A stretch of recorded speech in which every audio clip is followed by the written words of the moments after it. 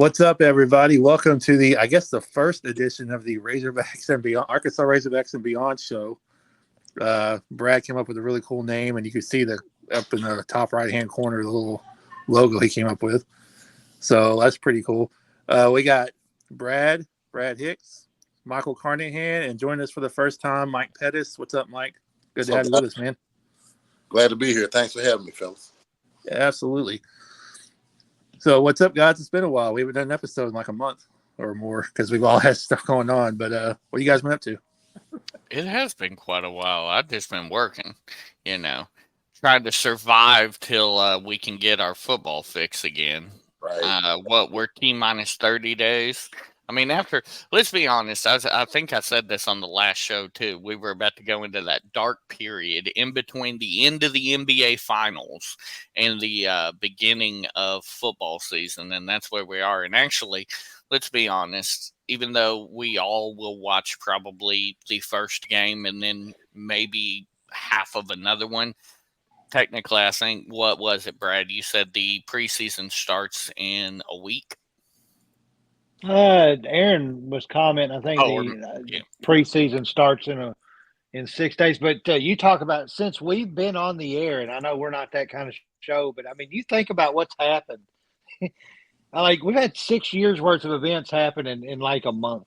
Yeah. We've had an assassination attempt. We've had 2 major drug lords arrested. A presidential nominee dropping out of the race. I mean. Let's get to some sports, guys. I'm so tired of seeing all this. You know what I'm saying? Can we get distracted, please? Absolutely. That's part of the reason why I wanted to do this. It's just been crazy. I was at a wrestling show when the whole Trump thing happened. And my brother's with me, and he's like, dude, somebody just shot Trump. And I thought, he meant shot, somebody shot in the crowd. And all of a sudden I'm like, oh, shit, somebody did shoot Trump. Somebody shot him in the ear. And then, like you said, the drug lord thing, shit's been – the Olympics – it doesn't affect me, but it does other people. The opening to the Olympics thing, and that whole thing it's just been nuts. By the way, while we're talking about that, let's be honest here. Is anyone this year? So I noticed it's kind of been going down subtly, but like it fell off a cliff for me this year. I really could not give 2 shits about country pride or any. I don't know whether it's because of events going on or what, but like I could give a shit. If I don't watch a single Olympic event this year or care about the damn medal count or anything, like I'm not going to be surprised. Like. What is it about the Olympics that it has fallen off a fucking cliff, at least here in America, where we don't give 2 shits really about it anymore? It's not really. I mean, you can't profit off in this country. Don't nobody care. That's true. I watch it. I enjoy the Olympics because I will say that my favorite though is Snoop sea walking with the plane. I did see that though. That's great. That's great, dude. I missed that. Oh yeah. Right. At first, bro, who designed the Olympic torch? Because at first I was like, damn, Snoop has the biggest joint I've ever seen in my life, dude. Oh damn. It's definitely worth the YouTube. Definitely worth the YouTube. It is. I watched Team USA basketball this morning. I tried to get into it. I was for the first half, but then second half, I just kind of played on my phone through the rest of it. Did some stuff for this show, and just and that was when they ran away with it. Like the first half, it was actually a competitive game. I was about to say, let me guess, we won. Spoiler. Yeah, we won. We're probably going to get the gold. It was like, well, I don't know, because. It's gonna be Mike Pettis, I mean, you may be more of a basketball aficionado than I am. I don't watch it all that much, but it felt like it wasn't that they weren't trying. It's just that they just seemed disinterested for part of the first half. And then once they clicked, once they got it going, and they ran them off the court. But you can't do that against every country. I mean, Serbia this morning had Jokic, and that was pretty much it. But you're gonna run into some teams in this tournament that's going to be really good. And if you start off that slow and just kind of show disinterest for a while, they may beat you. So listen, man, like Pat Bradley said, our buddy Pat Bradley said on another show, he said, you got to realize, man, in the original Dream Team, it probably was like what 1, 2, 3, maybe 4 or 5 pros. There was. I know where you're going with that, Mike. There were 9 NBA players in the '92, not counting the Dream Team. I think there was 59 or 60 this year. Thank you, Brad. So with that being said, alone, the rest of the world has caught up, man, and it means a lot. Yeah. And we know Bullseye and public enemy #1 is Team USA. So when they go over there not with their best and not giving the full effort, yeah, they could lose. And the games are going to be a lot closer than we expect. Those days of 30, 40-point blowouts, that's over with. So they don't come play. They could actually lose. So I agree. And you think about trying to, first of all, the NBA, whether you respect the organization as a whole or not, you still have to give them credit for internationalizing the game of basketball. The NFL is starting to kind of trend that way with games like in Mexico and London and things of that nature, but it's still primarily an American sport, whereas soccer was more of the international sport that you could attest to being similar to the NFL in popularity over here to there. But the NBA has grown exponentially in the foreign markets. And the talent has gotten better. Luka Doncic, all of those guys. I mean, and it used to be, I don't know, to Michael's point earlier about the competitive nature of the NBA, or excuse me, the Olympics, is it's just no longer, to me, I lost a lot of interest in it. The 92 team was absolutely the coolest thing in the world because I think that was the first time we saw that much. That was basically our chance to see a true all-star team play on a competitive scale. Usually in the all-star game, it's pretty much a dunk and run type event, 182 points scored, 200 points scored, whatever it was.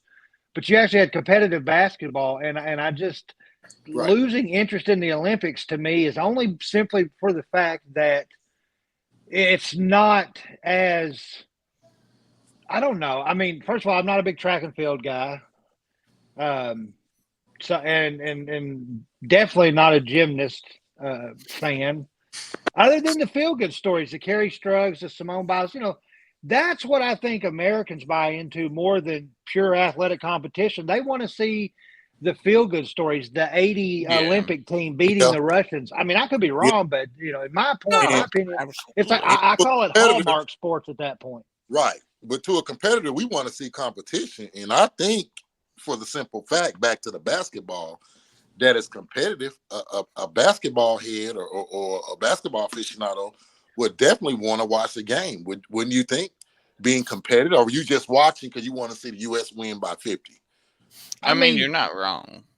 I think, plus another thing too, and I know Mike, you and Michael are Lakers fans, but I think sometimes in this country, but I think it's sometimes in this country, I wonder how much divisiveness plays into the average American fan watching basketball, because obviously guys like LeBron James, you're either one way or you're another with the guy. There's no in between really with LeBron if you're a sports fan at all. You either admire and respect what he's able to do, or you absolutely can't stand the guy because he's been known to flop around and voice his issues on social matters, where I really honestly understand the platform he's using, and it's a great thing sometimes when he gets out there. But honestly, it's like a speak first, ask later kind of deal with LeBron with me. And so honestly, because of that, I'm so disinterested in the basketball, I could care less. And so here's the thing with, I get it. Here's the problem you have with the Lakers. I love the Lakers, this. I'm more of a Kobe guy than a LeBron guy. I think Pettis, me and you have already had this discussion too. Always going to be a Kobe guy. But here's the thing. My problem with LeBron isn't, what he does off the court. You may not agree with him in the political realm or what have you. But here's the thing. I still support him. I still, as a Laker fan, my problem with him is exactly what it's been since he left Miami. LeBron James leaves teams, and he leaves them in a much worse position than he found them in, for example. Again, we know who's running that team right now based upon the head coach hired this year and the fact that we took Bronny James with our second. Thank God we didn't take him with our first. But, it's one of those things that you kind of got to eat right now as a Laker fan. And hopefully, 10 to 15 years, we'll be looking at another title. Fingers crossed. It's Michael, about sunset now more so than titles. It's obvious. You've got to respect Bronny James's single triples, man. You've got to respect those. Hey, you tell a guy that's putting his ass in the G League trying to get on the roster that's averaging 21 points. Right. I mean, here's the thing. Look. I hear the comparison, and this is, I love the internet. I don't even care about the main post, dude. I'm a comments guy, and there was a guy that commented. He's like, "Look, bro, don't act like you didn't try to get your son on at FedEx." Totally not the same comparison at all. But and let's be honest though, this is not the only time that that this has happened in sports, whether it be on the court or it be in the main office or wherever it might be. It's still the fact though, and maybe the kid can develop. I guess we're not taking into consideration the severity of the heart disorder that he suffered this past season. I'm not saying that he's going to be a great, but to Mike's point, there was a cat that was on his own team that averaged 21 points and so many rebounds and didn't even get drafted. He didn't get a sniff. No. I mean, it's nepotism at its finest, but at the same time, you look at it and, is LeBron the first guy to ever do nepotism? No. No. Doc Rivers is the first one I can think of that I remember doing it. But, obviously, Greek Freak's little brother who ain't worth the shit and being on a freaking roster right now. There's a ton of examples. It's not just Bronny. But you can hide these things and still say I'm trying to win or I'm committed. Mm-hmm. That's my problem with it. It's not so much what you can't say, because to an outsider, an outsider can see that the Lakers didn't get better. And obviously, Mike, we know because we are Laker fans. We got worse. Mm-hmm. Absolutely. If it weren't for Dalton Connect, it'll probably be a freaking F. I'll give him a D+. He's a baller, and I like him, but knowing them, they'll trade him off. I have no trust in that front office. I have no trust in that organization. They're spineless. They let LeBron run this team in the ground and make all decisions. And back to what you said, Mike, let's put some of that on the organization for letting LeBron do that crap. The organizations that did not let him do it, they ran his ass out of town. Am I correct? Absolutely. Run nothing in Miami, man. Here's the thing, Brad. Hold up, because you just brought up a point that I actually want to call Brad on, because I remember when Kobe signed his final contract with the Lakers, Brad talked about how selfish of a person Kobe was for getting that last contract and stuff like that. So, Brad, I want to ask you, who did more damage to the Lakers at this point? Kobe? Are we talking about a player or standpoint? LeBron? That's a player standpoint. Well, and I was just going to bring that up. I was going to bring the controversy up that a lot of people, not just me, had said about Kobe. But I think you have to look. I'll get to your point. I'm not dodging it. I promise. Oh, I know. But the GM for the Lakers, I think I shared in our chat group what ended up being like a 5-page post of all of the poor decisions that this guy made. I mean, the new one. Pelinka? The Lakers GM, I don't know if he's been fired or not, but whoever that was that made these personnel decisions was terrible.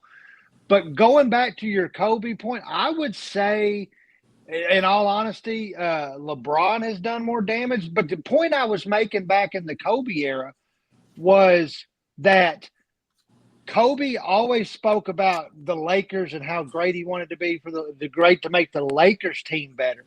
And at the time Kobe retired, he didn't need that max deal contract. that was my point and it wasn't that Kobe absolutely shredded the Lakers, but at that pivotal moment when you lose a contributor, pretty much 90% of your Lakers organization at that point was Kobe. At that point, if I don't need the money and I'm truly a franchise player, I'm going to take less money and I'm going to invest that money you could have gave me into the younger talent so that when I leave, I know that this team is going to be okay. And I think that him taking a max deal cut into the Lakers' bottom line. Not that I thought Kobe was a bad guy. To me, I just thought it was a little selfish at that point. Here's the thing, too, and Aaron, I promise we'll get back on topic here soon. But I do want to know, is there a guy anymore that isn't about the brand? Even in the NFL, this isn't just an NBA thing. Is there a guy that isn't about the brand? Is there I talk about a Ben Roethlisberger who you sit at and you look at as a Steeler.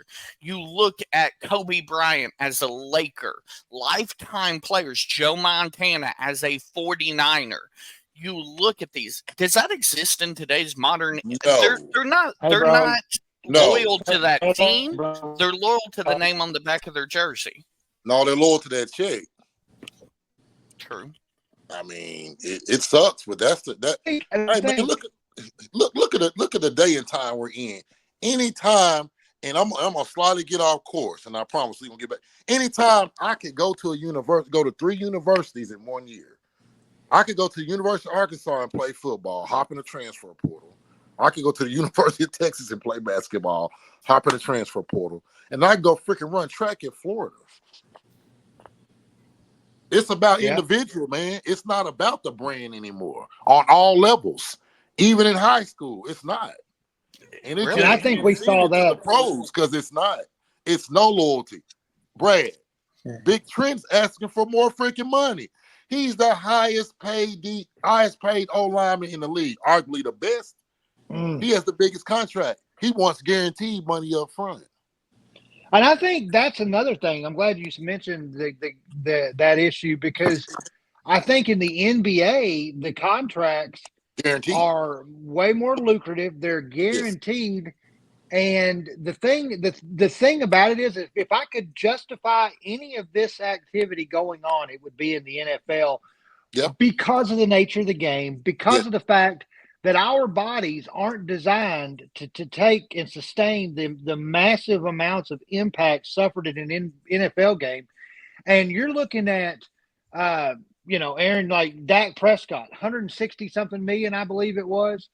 And that, I don't know how much of that's guaranteed, but let's just say, and it's possible, we all remember The Blind Side, why Michael Orr's position became so important, because of Joe Theismann absolutely snapping his leg against the Giants that year. And guess what? Now the leg snapped. It probably never will be the same. I don't care how advanced technologies become. I don't care how AI helps innovate medicinal purposes. Let's be honest. Your leg is not designed to absolutely snap in half. And maybe it comes back better. Maybe they can. But then now that 160, let's just fictitiously say $164 million, now maybe you've got 60. And I think that the other problem was, and I think the NFL did decent to help curb the problem. But let's be honest, we're all, in our 30s and our 40s. And let's be honest, at 18 years old, man, coming out of high school, if you offered me $30 million to play a sport, right, to play a game, and you give me something that I'm not accustomed to, I'm going to go out and I'm probably going to be so irresponsible that I'm going to end up pissing away 90.2% of it. Yeah. And now I've got nothing. So these cats are living out of their means to a degree.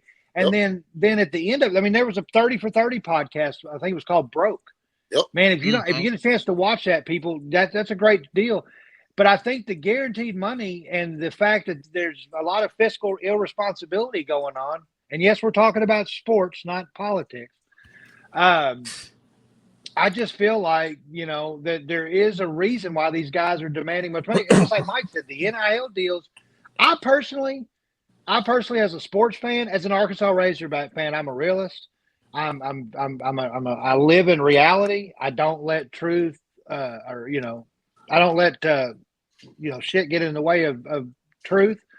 And the portal deal and the NIL deal, it has benefited programs like Arkansas, who are right there on the verge and the cusp of being competitive. And now you're seeing where all this competitive nature is starting to even itself out because these lower base teams are able to go get these guys. Dude, is Nick Saban probably one of the greatest coaches in the game to win 6, 7 national championships? I don't care if you recruit the best players in the world. You still got to play the games. You still have to coach the games. You still have to keep these kids in check. And but I think that's one of the reasons Nick got out of the game, to be honest with you. I think Nick got out of the game because of NIL, transfer portal, and the money. Because now he can't just sit back and recruit. Right. Here's the thing. Come to him. Because I know it's one of our topics, and we can kind of transition while we're waiting for Aaron to get back here. We can kind of transition back to it. But let's be honest. And this just occurred to me, I know we've always laughed about, what if Nick Saban ever comes to Arkansas? Oh, it would never happen, But is the transfer portal and NIL something that pushed Arkansas over that edge to where we could get a John Calipari and where we can get these 5-star kids?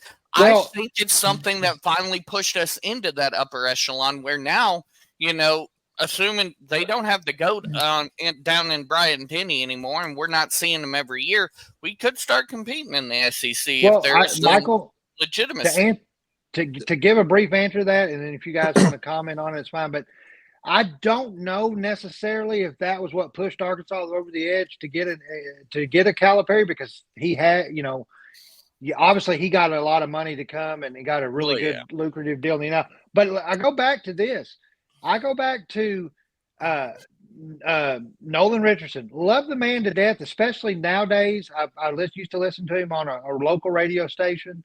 I've got a lot of respect for him. Nolan Richardson didn't do Arkansas any favors when he left. But here's the thing. I don't know if you know this or not, but Frank Broyles was sitting in his office with a basketball coach by the name of Bill Self. Now, I know nobody knows who Bill Self is. But he literally was about to offer the job to Bill Self, but the fact is that we were going through litigation with Nolan Richardson, and obviously I'm not going to say that Nolan was wrong, because I honestly believe that a 90-something-year-old man who grew up in southern Georgia probably harbors a few little, things that he probably shouldn't harbor. He may have said the N-word at least once in his life. I'm just saying. But I mean, the fact of the matter is that Arkansas is, if you think about it, track has always been phenomenal. The basketball program was phenomenal before Nolan got there. We had Eddie Sutton. The baseball team had Norm DeBryan, of course, Dave Van Horn. Now you can look at those two, or at least Dave Van Horn, and people can say, well, he has never won the big one. And we talked about this during the baseball season. I literally look, and not that I'm trying to hold on to a national title that we don't have, but to me personally, I throw the whole Dave Van Horn doesn't have a national title out the window, because honestly, Dave Van Horn, that year that we played Oregon State, and I'll tell you this, go back and look it up. Oregon State had 5 top 20-something MLB drafts that year. And we literally missed a foul ball. That's not on Dave Horn. He put us in that position, and we didn't make the play. So you can't say that Dave Van Horn's the only coach. I guess literally you could say he's the only coach that hasn't won a national championship in baseball for the Arkansas. But the fact of the matter is that we wouldn't even been there without the way he's been able to coach. Absolutely. And so the whole thing about trying to run him out of town, this, that, and the other is absolutely insane. But running back to your question, Michael, I think that NIL has helped Arkansas to a degree, but I don't think it's the only reason. I'm not saying we're in Alabama by any stretch of the imagination, or the Ohio States, the Clemsons of the world. But if you look at the landscape of the national championship and how it's changed. I mean, before NIL, Clemson and Alabama, it was pretty much, all right, so this Clemson won last year, Alabama's going to win this year. Clemson, Alabama. Now Kirby Smart goes to Georgia. They're going to have some success for a little while. But they're going to be facing some scrutiny before too long because there's a lot of controversy swirling around the Georgia program behind the scenes with some nefarious activities.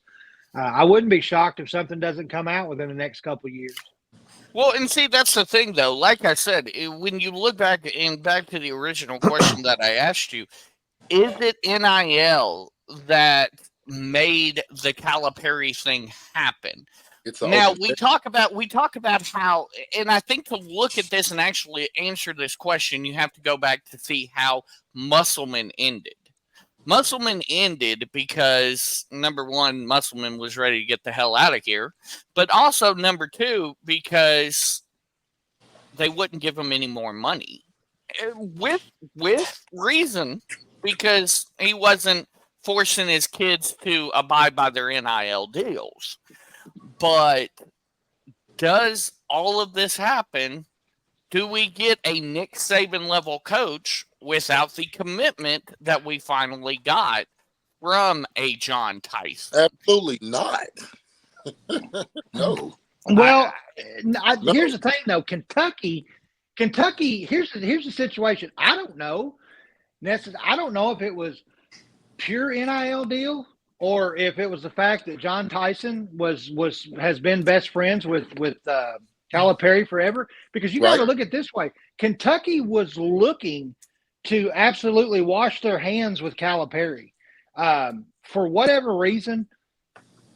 I get it to a degree. I understand bouncing the first round, second round, not living up to potential, and that's the thing that I've heard a lot of is like, well, y'all are getting a has-been.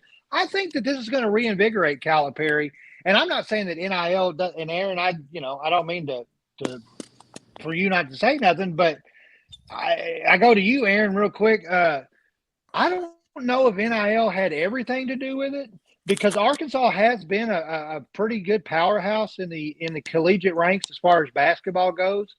I would tend to say that Arkansas should be one of those schools considered a basketball school, in my honest opinion. And we see what a good coach can do. Nolan Richardson with a lot of success. Then there was, I don't even remember, Nobody I kind of hoped Mike Anderson would have that success, but well, Pelfrey was Pelfrey. But then Musselman comes back in, and he has a great first season. I think his first season was the COVID year, was it not? Yeah. Was it? So he that was Sam's first year, so it was the year before COVID. No, because they stopped. Musselman's first year was the COVID year. I thought Sam's first year was the COVID year, and Muss came the year before Sam. Muss started 2019-2020. The season ended early. The season ended in March of 2020. That's what it was. Okay, so that's how we had because we had Isaiah Joe and Mason Jones, and we had to win. I still feel like we would have had to have won the SEC tournament, but I feel like we had put it all together, and there was this vibe. And then the next year, Musselman comes out, and we make this magic run to the to what was it? Did we go to the Elite Eight that year? Elite Eight. Yep. And then the next year we lose to North Carolina in the Elite Eight. But at the same time, every year it was. So here's the thing, and I think this is what made Muss special and kept us until it was just a surprise. Trey Biddy used to say that coaches, everything's hunky-dory until suddenly it's not. And that's what it was. It was everything was hunky-dory till suddenly it was not. Because every year he built on it. He added something else to bring us back to that prominence. The first year, we made the Elite, or the second year we made the Elite Eight. But then all of a sudden, we're here and we be the number one seed for the first time in four freaking ever. It's just something that made. Did we really honestly think though that Duke was going to lose with the whole, and Mike Pettis can get with this on this one as a 49ers fan. It's kind of like the year that we go in and Ray Lewis is retiring from the NFL, and how magically that we have to face them in the Super Bowl. And granted, our coach, Harbaugh, God love him, I wish he was still there in a way, doesn't run Frank Gore on the goal line there in New Orleans. But anyway, I mean, did we really honestly think that we could beat Duke? Coach K's farewell tour. The emotion there. And trust me, and Aaron can speak to this. I'm not knocking us for not beating Duke. What I'm saying is Must was special, and that's what made Must special. Is it was all great until it wasn't. And now that we know what was really going on behind the scenes, and it was the same really when you look at it, comparing him to Bobby, it was all great. And then we found out the behind the scenes that actually was going on back there. I think that's the thing. That's the tell about great coaching. It's going to be great, and you're going to be here as long as you can hide everything. Aaron, I mean, that's how I'm seeing it in Arkansas's past. The Must run was great. Yeah, I think the thing that always bothered me about, I guess not Must necessarily, but the Must teams, was that the regular season just seemed to be like a exhibition preseason thing for the tournament, because we weren't good in the SEC regular season basically any year he was here. No. Once we got in the tournament, now he figured out ways to turn it on. Like, he was a tournament coach more than the regular season coach. Once tournament time came, he was able to figure out game plans like drop of a hat. But for whatever reason, we finished like either at or below 500. I think every year he was in the SEC. Maybe not one, but at least 3 of the 4 years we were either at or below 500. Well, and of course, the tournament's what matters the most. Don't get me wrong, but I'm just saying, like, it would frustrate me because they'd be like, man, we could be such a higher seed if we just win a few more of these regular season games and we keep blowing at the end for whatever reason. Knowing what we know now about the man, though, would it surprise you really, Aaron, if he was kind of like, hey, y'all, we're going to get up for the big games, but these little fucking Auburns and Mississippi States and the world, just fuck them. We're going to get them when it comes to the tournament. Would it really surprise you, though? Because he was, like, really laid back. Like, looking back on it, would it surprise you if he did not put emphasis on the regular season, kind of like what Aaron's getting to here? If they say Must, and one of his big things, they say over prepares, right? Mm-hmm. Every scenario, he prepares his teams like NBA teams, they're pros. You can't say that in the same sentence and say, well, hey guys, don't give it your all. What the hell did we prepare for? So that's an oxymoron within itself. To say he over prepares and he has his guys ready, but we're going to go out here and we're not going to try to win this game and get full effort. Well, I think one of the biggest. By the way, that was just where I was going with it. I think one of the biggest knocks on Musselman was he didn't believe in playing more than an 8-man rotation.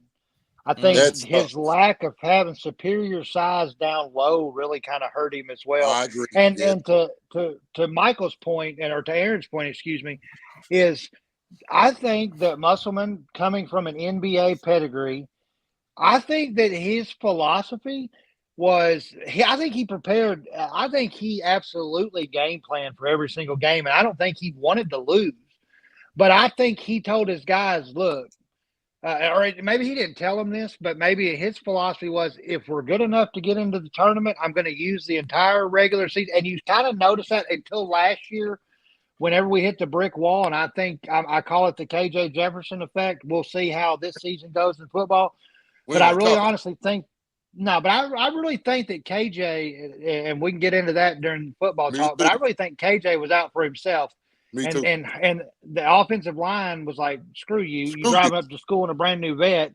Right. And we're out here blocking our ass. I think the offensive line may have let some things go. But Musselman's point, you notice it every single year around, you know how in football it's a November to remember. I think that it was January and February and, of course, March when Musselman put his best stuff together. I think he used the season to kind of figure out that nucleus of what he wanted.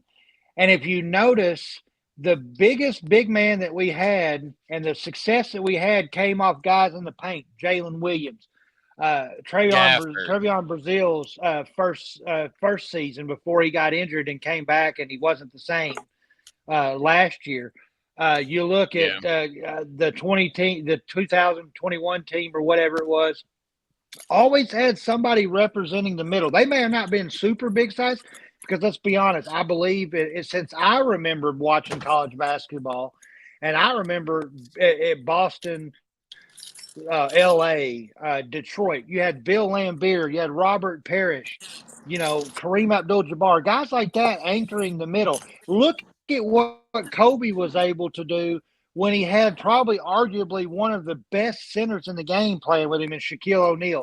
You've got to have a big man down low, some presence inside. I understand the game has changed, and now you've got threes at 6'8". You've got some, your guards are, 6'6", 6'5", things of that nature. The game has gotten a little bit bigger, and it's kind of plateaued between that 6'5", 6'9" level with very athletic guys. I get it. Has the game changed really that much, though? You need absolutely. Pettis can go back. You need that big guy still, the game though. from the 1980s. You don't have the same core teams that you did back in the 80s. I agree, man. But you definitely got to have somebody that can fill that hole up too, man. You got must have been teams. What the best shooter must have had was Isaiah Joe, bro, and maybe what's the kid that just transferred to A-State? From Moore. What's his name? Wait, not that Pinion, is it? Pinion. Joseph. Arguably, now I may be missing a guy or two, but he never really got any just dependable knockdown shooters. Am I wrong? I mean, no. He had more scores, but not just a guy you can depend on to hit a freaking free throw or knock a three-pointer down when you need it. Pinion was a great shooter. Pinion never, for whatever reason, Muss just refused to let him play. I don't know if it was because he was not happy with his defense or what it was, but when Pinion was out there and was given a chance to shoot the ball, I mean, he was knocking them down at a pretty good clip. I watched the kid in high school too. He's really good, and I would get frustrated because he'd come in, hit a couple of threes, get us back in the game, and then Muss would pull him again. What the hell's going on? We can't forget about Mr. November, who will likely do absolutely nothing at Oklahoma State. Devo either. Devo came through in the clutch and saved Muss's ass a few times during those November runs too. Devo's the type that he needs to be on surrounded by good players too. He gonna stand out. He's probably like your fourth guy. He's not a top three guy. He out there to play defense, be a leader, and get a bucket if you need it. But you looking for him to give you 15, 16 points a game, and he ain't gonna do that. That's very true. Very true. I don't see that. He should have been more of a leader last year with all that turmoil was going on, but that's a whole nother story too. That's back. We'll talk about that. We talk about that. Like Brad said, that KJ thing, because I think that was fucking ridiculous. Excuse my French, because he didn't lead his team, and I'm tired of people wearing that C on their chest with that Razorback on their helmet and not being true captain. That bothers me, man. So here's the thing. Since how Aaron dropped, and we're already 40 minutes into this thing. I mean, we might as well go ahead and get into that too. Start getting into the football thing. You're not wrong. Looking back, I guess before we look forward on our predictions for the SEC that Aaron wanted to do, you're not wrong about KJ. I don't. Number one, the match of KJ Jefferson and Gus Malzahn has me scratching my head, especially considering that KJ isn't a traditional passer. Right. It really the marriage of KJ Jefferson and Gus Malzahn is just kind of mind blowing. But all you need to know is the fact that KJ Jefferson only waited to announce that he was entering the transfer portal until the moment that his NIL deal ran out. He was in it for KJ Jefferson. Absolutely. Aaron? Absolutely. Oh yeah, he was definitely in it for him. He was definitely in it for himself. I mean, but part of me almost doesn't blame him because the offensive line last year, I don't think until last year that was the case. I think until last year he was Mr. Razorback. He wanted to be here. But I went to that season opener against Western Carolina and Little Rock, or Western Illinois, whoever it was. I can't Carolina, Illinois, whoever it was. Western somebody. Western Carolina last year. And that was about the only game where they looked like, look worth the damn until Florida. And I mean, that's against, FCS kids. Some of the kids looked small enough to be Division II kids. They were that small. And then my brother went to the Kent State game the next week and said Kent State looked like a freaking high school team, and they were having trouble blowing them off the ball. Like, the offensive line was just so bad that maybe KJ came in not feeling that way when the season started. But by the time we got through BYU, he's probably like, why should I, this offensive line's a joke. So here's the thing. I'm not going to slander KJ for a couple of things. Was KJ out for himself? Absolutely. I agree with you. He should have never had the C on his chest, things like that. But what I will also say is, did KJ go through a lot of fucking trauma during his time at Arkansas? I mean, the man was recruited by, I believe, Bielema in Bielema's last year. And Brad, get my timeline correct on this. I think he was recruited by Bielema. Chad, he lived through Chad, and then finally got somebody with Sam and Kendall Briles that he could work with. Right. You know what? A leader, you can still lead through adversity. True. Well, I think the biggest thing for KJ, and he'll probably have a lot of success at UCF, is the fact that Kendall Briles propped KJ up and helped KJ succeed. Yep. I don't honestly believe that KJ Jefferson is the mental quarterback that you have to have. I think Kendall designed a lot of first look plays that had a cheater or had a safety valve in place, and then you had KJ's ability to run the football. And let's be honest, KJ's athleticism was on display last year against Alabama. He basically shedded off 3 Alabama defenders that would annihilate any other average quarterback. So I'm not saying KJ's still not a athletic, great fucking play. but I really honestly believe that KJ Jefferson can have success. But I honestly think that from a mental standpoint, I don't honestly think that KJ can read a defense to the degree that it's going to take to play in the NFL, unless he can find a coordinator that can utilize his ability. Right. But let's be honest, the running quarterbacks in the NFL, they're good for about a season or two, and then they have to learn to throw the ball and get rid of the football, or you're not going to have a sustained career. No. Absolutely. I mean, everybody talks about Patrick Mahomes. Mahomes is very athletic, and he can open up and get something to happen. But those guys don't come around very often. And that's also not KJ. KJ doesn't have the arm or, like you said, the mental acumen to be a Patrick Mahomes. Not at all. And Brad, to your point, we got to remember the Dan Enos debacle. Dan Enos was trying to turn him to something he wasn't, and he was using the personnel totally wrong. From what we came from Kendall Brown, it was like them reading a Greek manuscript. It didn't fit what we had. It didn't fit our personnel. It did not. And you were asking KJ to actually drop back and read defense after that first read wasn't there. He just couldn't do it. Dan Enos filled us. Dan Enos gaslighted the shit out of us heading into that season. Oh, he's reading defenses. He's one of the best I mean, yeah, that's his job, but at the same time, that dude gaslighted the shit out of us. He's one of the best quarterbacks I've ever worked with. Like, I have emotional damage from the Dan Enos era at offensive coordinator. So fuck the past. Let's talk about Taylon Green, and let's talk about Bobby Petrino this year. Is it going to bring us an SEC West title? No, but I think the healthy way to look at this season is 6-6, and that's an interesting Sam's job. That's an interesting point, though. You talked about the SEC West, and I thought about this. playing, having played the college football game that just dropped back in the middle of July, Yes. is there are no divisions now. So it's literally live or die each week in the SEC and in any I guess in any conference with the addition and subtraction of teams. But now you're taking the top 2 teams in the SEC out of 16 teams. And to be honest with you, we can talk about it in this show or in a later show.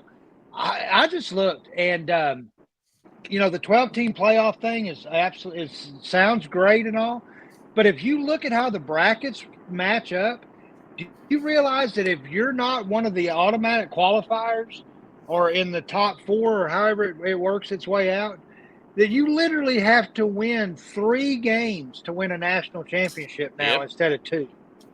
So the equalizer is there. Everybody says, well, 12 teams, is going to match. Let's be honest. If Kennesaw State finds its way to the 12 seed in the college football playoff, then obviously they're better than expected. But can they go through a 3-game gauntlet of playing the Alabamas of the world, the Michigans of the world, the Clemsons of the world, the Ohio States of the world? I don't think so. And so I think at the end of the day, you may have that one Cinderella team, but I still believe, honestly, that you're still going to have at least 2 or 3 of those teams that we see each and every single year in the finals. So, Brad, before we talk about playoffs and everything, I think we can't get into the preview of this season and the SEC and football this year without first going around the horn and just answering the elephant in the room, because it's going to be the question every week. It started last year, and it's going to be the question every week. So, Brad, by the time the new year comes, will Sam Pittman be our head football coach? And if not, will it be Bobby Petrino or the field? I really honestly believe that Sam Pittman will be at Arkansas at the beginning of at the end of the year. I don't think that Sam's going to have a drastic fall off. Here's the situation in Arkansas is you go back and you look at last year's team. I would venture to say that Arkansas is maybe a little bit better than they were last year. And I think that if the key to Arkansas' success this year is going to be if they can shore up the offensive line. If they figure out how to shore up the offensive line, I think you can say from a reasonable standpoint that Arkansas's offensive prowess, you really shouldn't be able to question Arkansas's offensive abilities. If they can perform, the offensive line can hold up, I think Bobby Petrino can scheme up ways to make stuff work. If Sam completely – the only way that I see Sam not having a job is if he goes into November under 500. And that's just be honest with you. If it opens up week 1 of November, no chance to get into a bowl. Yeah, he's got to.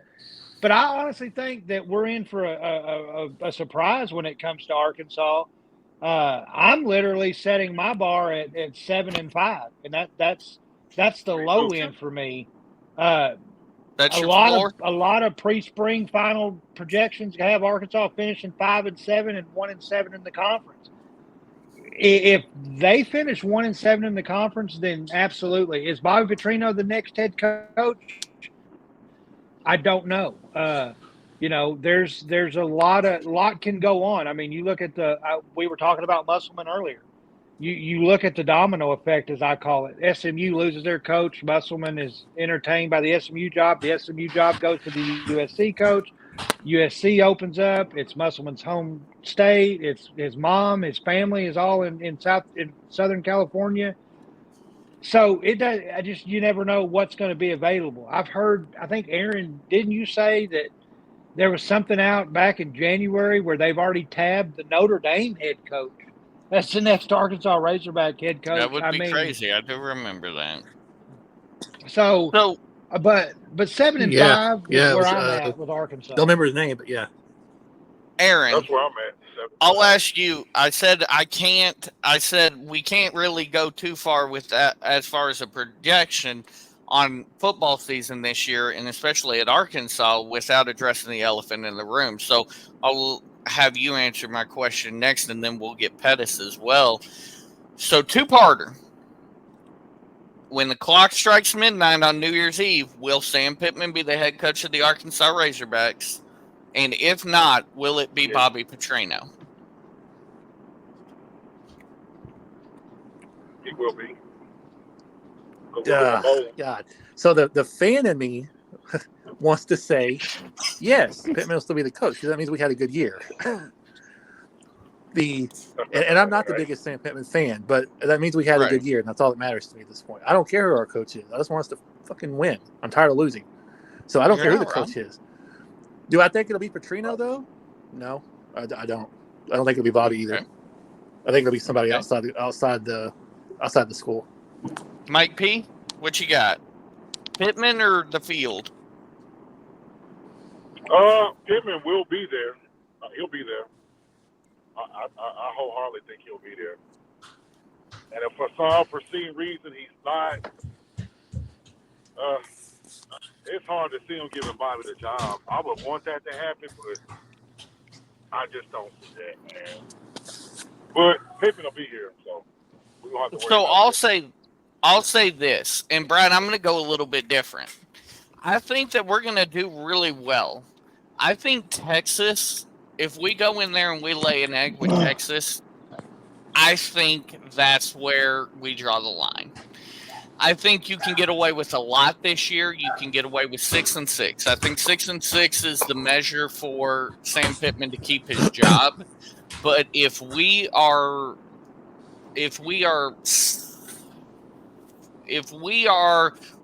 have a winning record heading into Texas, but we just lay an egg and Texas runs all over us, I think that Sam may not last past that as well. Well, I think that's a good point, but I think the thing that we're overlooking too. Number one, we're going to have a strong indicator of where this football team's going to go come week 2 of the season. Oklahoma State on the road, but I think the other thing that you have to factor in is the Houston Nutt effect, and that is when Nolan was here. He had been to 4 Final Fours. He'd won a national championship. Here comes Houston Nutt into the program in college football. His first season was absolutely magical. Although Danny Ford was a hell of a recruiter. He just wasn't an X and O's guy. But the football team transitioned away from the basketball team. Houston Nutt's given this mega lucrative contract because, let's be honest, football still drives the financial car in college sports for most universities. And so you have to look at it this way. The factor that nobody's mentioned is that now you have John Calipari, who arguably, according to all the pundits, for the most part, has a top 5 team in what he's got so far on the Hill. And if the basketball team come November is out there just running point on everybody in the league, and they're winning, and they're in the top 10, top 5, and the transition focuses to basketball, and the football team is not doing very well, and the support dwindles away, can you survive 4-8 season the previous year and come back with a mediocre season next year? And, because let's be honest, success drives tickets drive financial pockets, and it's all about season tickets. It's all about the money involved in the football program. And if that starts falling away because fans are you've got literally Sam Pittman has the hardest job in college football today. And that's the fact that he's got to keep the attention span of the Arkansas fan base from being overshadowed higher than it's probably already going to be with John Calipari walking the hardwoods. When you look at it, though, aren't you kind of happy? Cal leaving? That's not going to get it. Cal leaving or Cal coming to Arkansas kind of overshadowed and gave Pittman a lot of shadow to try to fix what he needs. Until he has a bad record come basketball season. I mean, true. Hopefully not. Hopefully not. Here's the thing. I think we all can agree that Bobby was the. I think we can all agree that Bobby was the Hail Mary for Sam. Like, I think that the conversation was had. Hey, Sam, you need to make something happen with this offensive coordinator hire. That's why the guy that was the court. I think he was going to be the coordinator. I think after we won Florida, I think he was going to be the coordinator, and then the rest of the season happened, and I think shit. I think Jurczyk pulled him in and was like, "You've got to get a splash."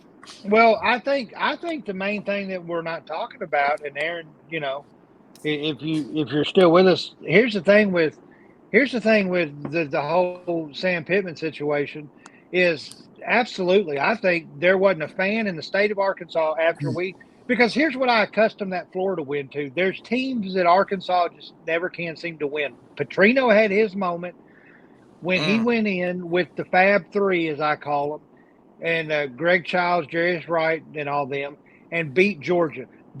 We're accustomed to beating the LSUs.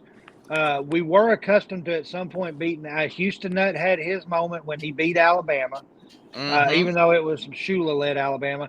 And Sam had his moment when we went in to a hostile environment in Gainesville, Florida, and we were able to beat the Florida Gators. And the offense looked great. Dan Enos wasn't there. The next game out, we come out, we score 30-plus points. We beat them. And then the next freaking week, we come out and we lose, 10-7, 10-3, whatever the score was. Yeah. And it was like, But I think the biggest improvement to Sam Pittman wasn't the fact that he was told, hey, this is what I need to do. I really think Sam looked at this opportunity and Sam said, you know what? Just like he said at media days, I really honestly believe that Sam, he alluded to it at media days when he talked about Barry Odom, when he talked about like Kendall Brosnan. Sam is learning on the job how to be a head coach. Barry Odom was that rock that he would lean on in situations, and he even mentioned it. He goes, look, Petrino's in my office more than he probably wants to be, and he may not like it, but you know what? He helps me out. And that is when I looked at Sam Pittman, and I said, this is what we needed in those pressers when you were to go out there and you go, I just don't know. I don't know. Right. I don't know what happened. Exactly. Why the hell do you not know what's happening? You're the head coach. Any boss at an organization, whether it's fucking McDonald's or fucking IBM, if your sales are fucking down and you don't know what you're doing, then why in the fucking hell, excuse my language 14 times, are you sitting there going, I don't know why sales are down. I have no clue. I don't even know how to fix it. But it's happening. Give me a break. It's on me, guys. It's on me. That's all. And that's the thing. I mean, Chad Morris, I don't know his way out of a job. And it's sad that we're Mike Pettis can understand this. I don't know. Mike Pettis, you understand this. Me and you, we bleed the red and gold. And goddamn it, Kyle Shanahan comes out and talks about how he made mistakes. He admitted that they didn't understand the timeouts in the fucking overtime. If an NFL coach can do that after losing the Super Bowl, bastard, lost me 2 of them. Then damn it, Sam Pittman can do that. And that's the thing that I want Aaron, because Aaron is very vocal in the chat group. Aaron, what did you feel when Sam Pittman would come out and they'd go, well, Sam, you weren't able to do this. I don't know what happened. I don't know. I didn't want him to make it back to the locker room that night. That's how mad I was at that point. Like, I wanted him, like, I was like, okay. And this is why I could not be a GM of an NFL team, or I could not be an AD, because I do get, like, really angry at the moment, and then I do stuff I shouldn't do. Because if I had the opportunity, I would have went to the press conference and said, well, Sam, if you don't know what you're doing, I'm going to show you what to do. I'm going to help you pack your bags and send your ass back to Georgia or Oklahoma or wherever you want to go, because you're not here anymore. That's the worst thing you could. I love it when coaches can be honest. I do. I like it when coaches can be honest. But there's a difference from being honest and just being flat out stupid. And you don't say that for the entire world. It may be true, but you don't say it. I mean, that's what irritated me. Yeah, that was tough to swallow, man. As a Razorback fan, you don't know what you mean, bro. Exactly. Well, just like the year South Carolina or no Florida, or maybe it was Florida or South Carolina was playing somebody, and they lose like 52-51, and Steve Spurrier, I love the guy, comes out in his press conference and they ask him, they're like, Steve, what happened out there? He goes, I don't know. Ask the defensive coordinator. I hung half 100 on him. I don't care at that point. I'm trying to protect my $6 million, and if the offensive coordinator sucks and it's his fault, then I'm gonna, Dan Enos better have a black shirt on, man, because I think that's what color tires are. I will throw your ass under the bus. Right. I mean, look, if it's the truth, it's the truth. Don't sit there and go, I don't know. I don't know. I mean, that's the thing. But I think that's the positives for Arkansas Razorbacks. Yes. Oh, and the fact, it's just like. At least be like Musman. Throw your team on the bus. Say something. That's the one thing, though, that I think that I wanted to hear from Sam this season that I didn't is, like, I still have not heard. Like, there is no excuse for the offensive line. You're an offensive line coach. There is no excuse for the way that offensive line went. He said that, too. So, I think Sam has taken responsibility. I think he's fallen on that sword. I really do, because I remember him saying there's no excuse for what happened. But here's the thing that I think that Arkansas is going to be much improved on. I think that Sam came in and he literally had his Houston Nut resurrection moment with the program. And then I think the game caught up to him, and the speed caught up to him, and he had that deer in the headlight look last year. Oh, God, did he? I think Bobby Petrino's going to come in. Bobby Petrino's coached on the big stage. He's coached in the NFL. And just for the record, I know this isn't part of the deal, but Arthur Blank can kiss my ass. And all the shit he talked about Bobby Petrino going 0-13 and leaving. Here's the thing. Coaches have the right to leave an NFL team, just like Arthur Blank's ass would have probably fired him the next week before the season finished. And now he's going to victimize himself, because these NFL owners will fire your ass in a heartbeat. Fuck. You're 100% right. Fuck him. Because was that not? Yeah, that was the year Michael Vick's dumb fucking bitch ass went on and did the whole dogfighting thing. And so he ended up with he went there expecting to coach Michael Vick and that offense, and he got, Matt Shaw through most of the year, I think.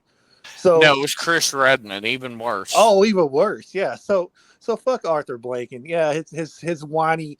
That's not what Petrino signed up for. He signed up to coach Michael Vick in that offense, and he gets there and he's told, "Oh yeah, he's suspended for the year because he went out and did dogfighting." Well, I mean, yeah, he went 0-13 or 1-13, whatever his record was, because Chris Redmond. I mean, if that don't scream NFL Hall of Fame, I don't know what does. So speaking of Bobby and quarterbacks, let's talk about this current one he's got, Taylor Green, because outside of like the Razorback propaganda, which is what they're there for, I don't know much about the kid. How does he compare to the Lamar Jacksons of the world, the Ryan Malletts of the world, the Tyler Wilsons of the world? What should I expect watching this Taylor Green kid? He's big, he's strong, he's incredibly fast, very athletic. He is. Some people compare him to Mac Jones. I think he's faster than Mac Jones, but he's like 6'5", 6'6", 230. So is he KJ with an arm? He's got a hell of an arm, yeah, and very accurate, very. And no, I'll say he's faster than KJ. Like I don't know that he'll run people over like KJ. I think he'll just run around them for the most part. Right. I mean, that's. Go watch. I'll send into the group chat later, like a 20-minute highlight video of plays he made not only at Boise but also during the spring in the spring game this year, just so you can kind of watch what he can do. The dude's got a hell of an arm. He's really accurate. And these are again are games, not just the scrimmage like the red-white game. But I'm talking about games last year for Boise.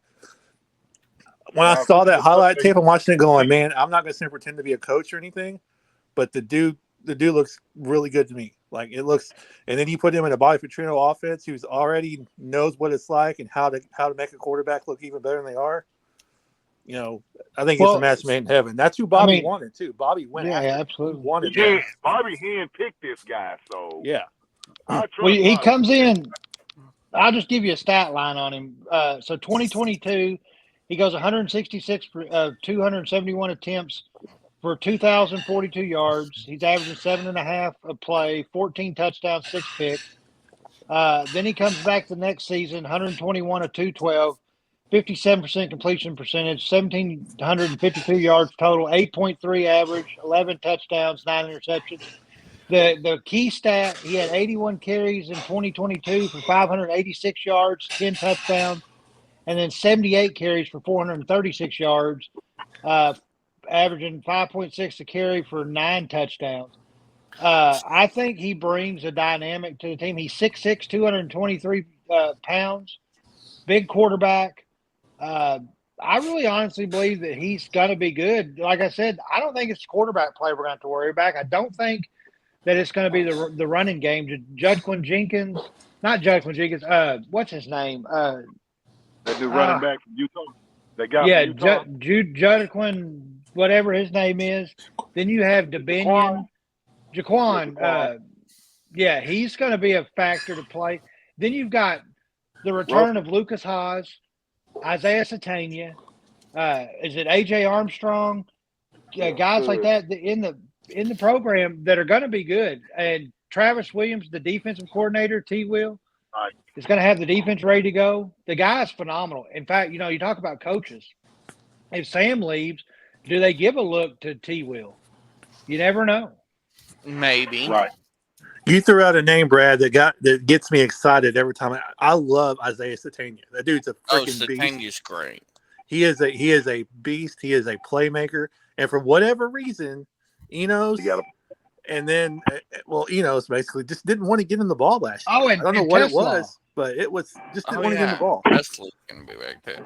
Dude, so here's my thing, though. You said those stats, Brad, and the only thing that stresses me out stat-wise from what you were giving me from his time at Boise is decision-making. You're going to have a lot smaller windows to throw in than you did at Boise against the SEC. So, a little nervous looking at it, but then again, all I need is him to get me to 6-6, and Sam can stay on the hill. I just want a bowl game at this point. And again, to be fair, Bobby Petrino also made Casey Dick look like an all-world quarterback. So he came here. I'll give you this. I think that that Taylor Green came here because he knows Bobby can get him to the next level. He's coming here with something to prove. That's one thing we haven't talked about much is we got coaches here, not just Sam, but Bobby, and now we got Taylor Green, who all come here with a chip on their shoulder with something to prove. They want to prove. Sam wants to prove he deserves to be the head coach. Bobby wants to prove that last year at A&M was, all on that dipshit Jimbo Fisher. And then Taylor Green wants to prove he's capable of being a next level quarterback. They're all going to have something to prove. The more I talk about and think about the season, the more excited I get because I spent most of the offseason going, I'm really not looking forward to it. The only thing I'm looking forward to seeing is Bobby on the sideline again or up in the booth, wherever he's at. But Bobby with a Razorback on his helmet or his hat. But the more I talk about it, anyone that was against that hire, the second that man tweeted out about it's me and you 15, let's go win a natty. If you weren't ready to run through a fucking wall for that man at that moment, then you are not a Razorback fan. I will say that right now. Well, it's definitely a redemption year all the way around the board. Definitely a redemption year. You have Petrino looking for redemption. Sam's obviously looking for redemption. The football program as a whole is looking for redemption. I don't think the defense is going to fall off much. I think the defense basically dropped the rope. with the internal problems that we were having in our football program at the time, I don't think that we're going to fully understand the ramifications of what it really was. But I just feel like that Arkansas can do. I'm going to be very disappointed if we don't finish above 7-5. And I'm not satisfied with 6-6. I'm sorry. So You had all off season to correct what you saw on the field. You brought in a big name offensive coordinator. You've got to let him do his job, and you have to stay out of it. And a lot of people can go back and go, well, he didn't do very well at Texas A&M. Bobby Petrino, in basically certain terminology, straight up said, look, I tried to install my offense at A&M. We kept going by this terminology that Jimbo wanted to use, so it wasn't easy. And Jimbo Fisher, honestly, I think Jimbo, first of all, the guy was in an $85 million guaranteed contract, or 85 left. He didn't care what happened to Texas A&M. Honestly, he wasn't going to go anywhere, and if he did, he was going to get paid anyway. But I still think that he did not want to be outshined by Bobby Petrino, so I think he put the handcuffs on him because he didn't care. I wouldn't care. So Bobby and Jimbo were a lot like Houston and Gus. I just Houston didn't want to let Gus be Gus, and Gus couldn't be Gus here. It just worked a little bit better for us that year than it did for Bobby and Jimbo. That's the thing, and I always go by. I hate to use it, but I know Aaron would probably agree with me. Is that Houston Nutt could still be here at the University of Arkansas, and he still could be a competitive force. If Houston Nutt would have gotten out of his own way and just done what he's capable of doing, and that is motivating and getting players to play up above their abilities, Houston Nutt would have been a great coach at any university if he would have let. And I'm sorry, I know you're a Springdale guy. I don't give two shits about Gus Malzahn. I think he is the biggest lying piece of trash that has ever graced the college game, and that is a lot of lying pieces of shit. You aren't lying. And it's not even Arkansas. It's not even Arkansas. I'll tell you why the Gus Malzahn hatred is there. It's because obviously anybody reasonably speaking, you go to Arkansas State, it's a stepping stone to a bigger program. You got the opportunity to go to Auburn, where you didn't win a national championship. Gene Chizik won a national championship. You, sir, lost to Jimbo Fisher, and kiss my ass for making me root for Jimbo Fisher that year just so you couldn't get a national championship. But thank you, Florida State. Thank you, Crab Legs, for winning that game. I will say, I think the existence of Sam Pittman in that role proves your point, because I think Sam is another version of Houston. All I'm saying is, obviously, Lane Kiffin's name was out there, and we see what Lane Kiffin was able to do at the Mississippi States, or Ole Miss of the world. Get it, understand it, get it. But Sam Pittman, honestly, was the best hire that Arkansas made of all the coaches out there. And I know you say, well, Ole Miss is the perennial top 10 now or whatever. But the situation and the dynamic, Sam Pittman was the man for the job. The thing is that when Barry Odom left, he lost his advisor, basically. Was Odom's defense something to write home about? Absolutely not. But he was able to give Sam some advice in crucial moments, having been on the sidelines of the SEC and in college coaching. And I think, like I said, Sam Pittman was the best hire that Arkansas could have made. Would have Lane Kiffin come in here and done a great job? Who knows? I don't know if he would or not by any stretch of the imagination, because I look at how Arkansas even Arkansas, as low as Arkansas has been in the last couple of years under Sam Pittman, we've still pretty much had Ole Miss on the ropes. So could Lane Kiffin have been the added factor? The only difference being Lane Kiffin would have had that head coaching experience that Sam alluded to in media days, where he said, guys, I'm basically learned on the job. I think Sam has learned a little bit of humility and honesty. He told everybody, look, I'm learning on the job, guys. And that's why I need those guys to lean on. So I'll say this: Sam's attitude at the SEC conference media days changed, and it wasn't the whole coach speak. It wasn't any of that. It was literally, "Hey, look, I admit I'm learning as I go here. I don't know what else to tell you guys." So a couple things I want to do before we, because I know we got to do our division previews and what have you. But I want to ask you guys kind of two-parter question before we move on. Number one, and you said a name that made me think about this, and I wanted to get you guys' thoughts on it.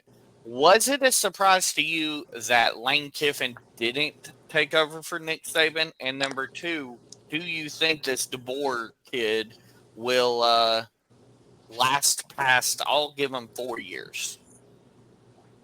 I'll go first real quick, and then Aaron can take over. I think the first part of your question was what? Are you surprised it wasn't Kiffin? Absolutely not. I'm not surprised in the least bit. Lane Kiffin has a good thing going at Ole Miss. It's not the pressure cooker that Alabama is. Nobody in their right mind getting paid what Lane Kiffin's making and Ole Miss.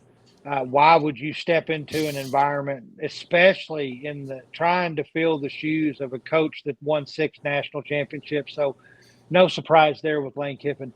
As far as the DeBoer goes, I literally think that there's not going to be a massive fall off this year. I fully expect Alabama to be in the hunt for an SEC championship this year. I still have Georgia, Texas as my 1-2 in that division or in the SEC because of what Sarkisian's been able to do. But I still think DeBoer is there at the end of the season. And I'm going to be honest with you, it wouldn't shock me if Alabama and DeBoer find a way to get into a 5, 6, 7, 8 seed in the college football playoff and make some noise. You still have Jalen Milroe. You still have an offensive line. You still have a solid defense. You've got great quarterbacking. And what he was able to accomplish at Washington was amazing. Penix. Sure. Will Penix ever be anything in the NFL? Nah, who knows? But he was still able to play and contend in the college football scene, albeit the disappointment in the college football playoffs, but still. I think he'll go to Alabama. The talent level's bigger. It's still Alabama. They've still got money. They're still enthusiastic, and I think that they can finish no worse than 10-2. And if they don't finish 10-2 or better, then you're going to start to see the lighter come out, and you're not going to see the flames come out. You're just going to see the pilot light down there burning. But that hand's going to be on that dial, and it's going to be itching to start turning it up. If they start struggling year 2, 3, yes, then maybe he's there 2, 3 years, 4 years at max. But I honestly don't think you're going to see a massive drop off. And if you do, then that'll speak credence to Nick Saban's ability to coach. But you got to remember this: Nick Saban's still going to be at Alabama, and he's still going to be in an advisory role. So, is the drop off going to be there? I don't think so, because I still think you have Nick Saban to help kind of guide this guy through the rigorous SEC environment. That's going to be the biggest test to me: is how does this guy handle what it's like to play in the SEC? This isn't the Pac-12, where you face a solid state team or an Oregon or whatever every year, and then a lackluster USC team. Because let's be honest, Lincoln Riley has absolutely failed the USC program last year. They should have won a natty last year. I don't know about all that. Michigan was still premier, and I'll always have this love affair with Harbaugh. But yeah, but I'm just saying, and Aaron, I think you'd agree with me to a degree that I don't think there's going to be much of a drop off at Alabama. I really don't expect them to be less than 10-2. I agree with you. First, I'll go to Michael's first question. As far as Lane Kiffin, no, I'm not surprised because, like Brad said, he's got a chance to do something special at Ole Miss, whereas at Alabama, he has a chance to do the status quo. Like they're so used to winning there that it's not like it's gotten to where it's expected. You win a national championship or even an SEC, even get to Atlanta. Ole Miss has never even been to Atlanta.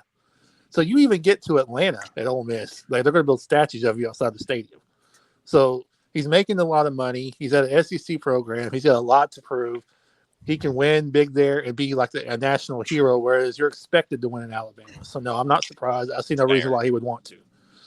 As far as the coach goes, I'm with you, Brad. This year, I expect Alabama to be Alabama. Like I do.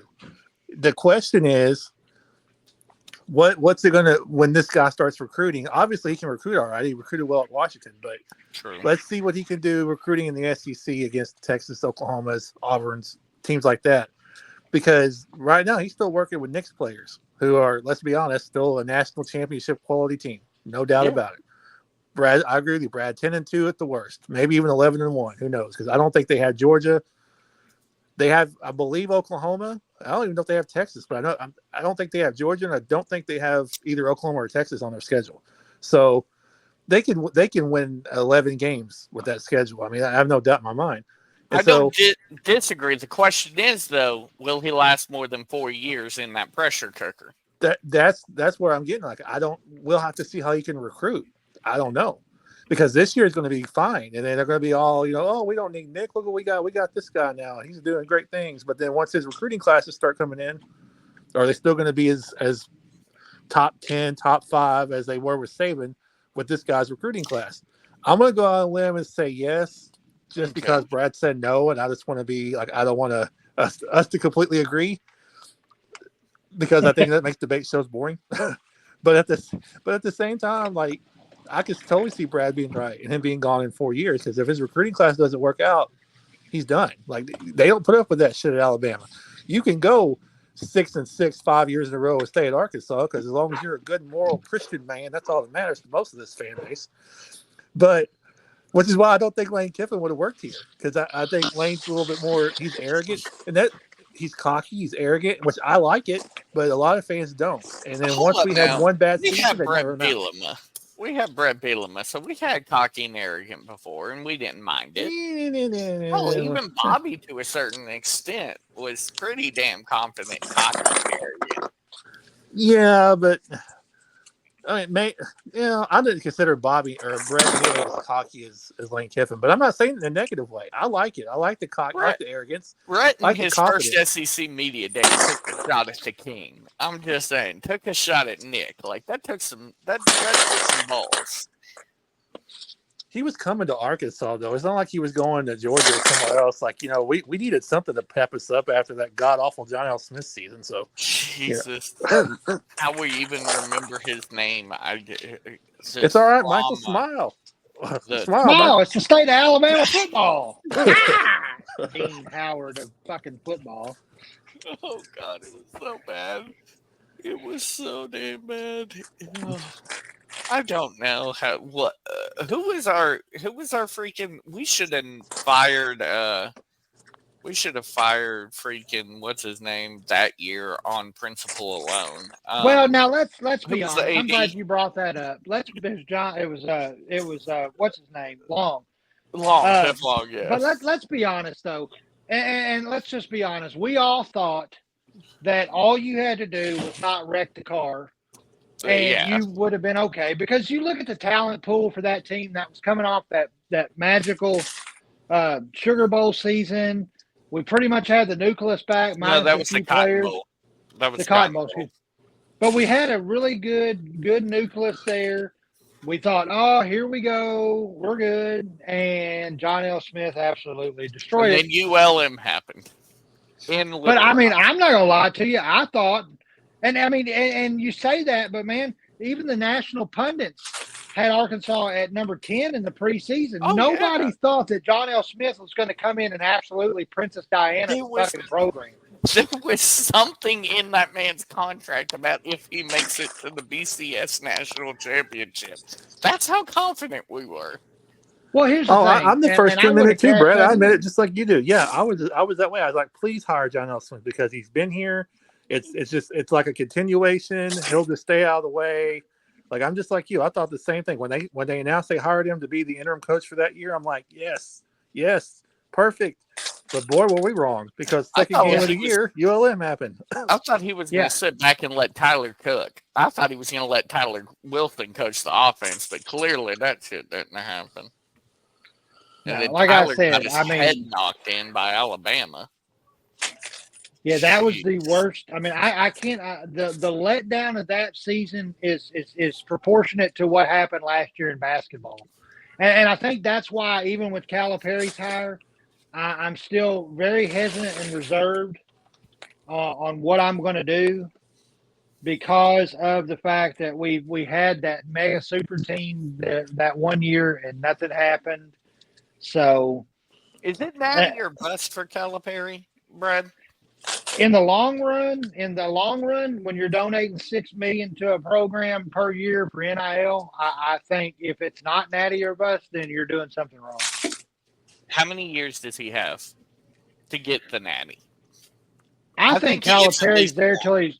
I literally think that if he, I think as long as he goes out and he puts a good product out on the court and we're competitive, because let's be honest, the realism of all this too is that what Dan Hurley's doing at UConn is a generational thing to me. Like that doesn't happen very often. You may get a contendership, but even the greats have fall offs. I mean, I think Aaron would agree with me that the greats have fall offs. Coach K, Duke wasn't as relevant to the national scene as they had been in the past until he had his retirement tour. You piece of shit. And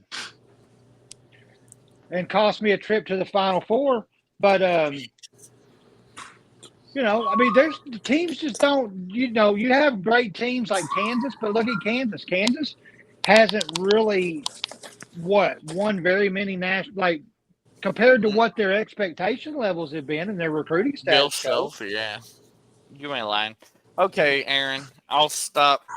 We can move forward. I really did want to hear you guys' projection on the whole Alabama situation because I'm interested. I just have this weird feeling that Nick Saban is Nick Saban, and this next guy will probably get ran out of town because he's not Nick Saban. Like nobody wants to follow the GOAT. A lot of people said that about the other, Bear Bryant and what was it, Stallings. Sure. A lot of people said that about them and Alabama. I mean, I ain't gonna lie to you. I still wish they were coaching, that Mike Shula was coaching. Loved it. Yeah, right. Oh God! But it really doesn't matter because Arkansas will only see Alabama if they either face them in a bowl game or in the SEC championship, because that's another dynamic to this season is the land. I don't know. That's the greatest thing to me about this whole new season that's going to be upcoming is now. I think, Aaron, I wanted to ask you. A lot of people said that the BCS kind of degraded the whole college experience because the regular season didn't matter. This, that, and the other. Now, I do know, and I don't know the parameters of the playoffs, but I do know that in playing the college football game this year, thank you. I used to hate the guy, but thank you to Ed O'Bannon for filing that lawsuit and letting me actually have legit players on the game now and not downloading some bootleg roster file. But anyway, they say that, and this goes along with what I've always wanted, is I honestly believe it should be like the NCAA, where if you win your conference tournament or championship, game, then you get an automatic qualifier to the national title. Isn't that how it is if you win one of the Power Fives? Yes, the top four spots, and then the rest of it's at large, I believe. Yeah. No, you get the bye. You also get the bye, so you do get an advantage for winning your conference. So I think the college is trying to make the regular season meaningful. Because let's be honest, you don't have to have a meaningful season and win a national championship as long as you just get by. But I think this is going to put pressure on those coaches. I'm not saying you should because you still have to. You can't really lose more than one game in a given year, other than those fluke years. But Aaron, what's your thought process on the 12-team playoff and how? And let's just say Arkansas comes out like I predicted on our very one and only show that we had. We're like literally the Bronny James of podcasts. But we talked about it, and I literally was looking at the schedule and really haven't deviated from it. Michael kind of gave me the proverbial wood when he said we could be 7-2 going into Texas. But if Arkansas finds that magic, that spark, they've had the dynamic. Let's say Arkansas is 13th going into Texas. Now you're looking at a potential shot at an at-large bid into the 12-team 12-team tournament. Should you be able to finish that season out? Does that not add a level of excitement to the game? Oh my God, yeah, it most definitely does. Like I think maybe it was you, Michael, that somebody was saying one time that it was, it's all about money and this and that and blah blah blah. But to me, it makes the season more fun. It makes it mean more because, like, there was a point in time where if you lost one game, you were done. Your season was over. Like, you had nothing to play for besides a bowl game anymore. Like, and on the national scene anyway, you had nothing to play for besides the bowl game. Now you can lose 2 or 3 games potentially, and still you could potentially be 9-3 or 10-2 and still have a chance to play for a national championship. There's been plenty of years where there's been a 2-loss team that was better than the teams that made the playoffs, but they just happened to stumble somewhere and then they didn't get in. Or especially during the BCS years where you could be 12-0 and the BCS goes, oh, we don't like your strength of schedule, so we're going to move you down compared to somebody else who's 10-2. Yeah, or the RPI or whatever that bullshit is. So I love the playoff. I like the 14 playoff. It's fine, but I love the 12-team playoff. Yeah, it makes it more exciting. And for schools like us, look, I'm one of those fans, Brad. I've told you before. I've told you before, Brad. I'm one of those fans that I may get a little too overzealous sometimes, but I'm not asking to be in the playoffs every year because we're not USC or Alabama or Ohio State. But I am asking that every 6-7 years to have a shot at being a top 12 team. That's all I want. Win 7 or 8 games most years, and every once in a while get to 10 and have a shot to get to the playoffs. And now with the 12-team playoff, you have teams like Arkansas have a shot. We have a chance. Like, will it happen this year? Probably not. No, I don't think so. But at some point down the road, we have a shot. And that's all I want, is to have a chance. So it's not the same 4 teams. Now, will it be the same 4 teams at the end? Probably. It always is. But at least we have more fun getting there. And you have an opportunity. That's all you can ask for, is an opportunity to get on the field and play for a championship.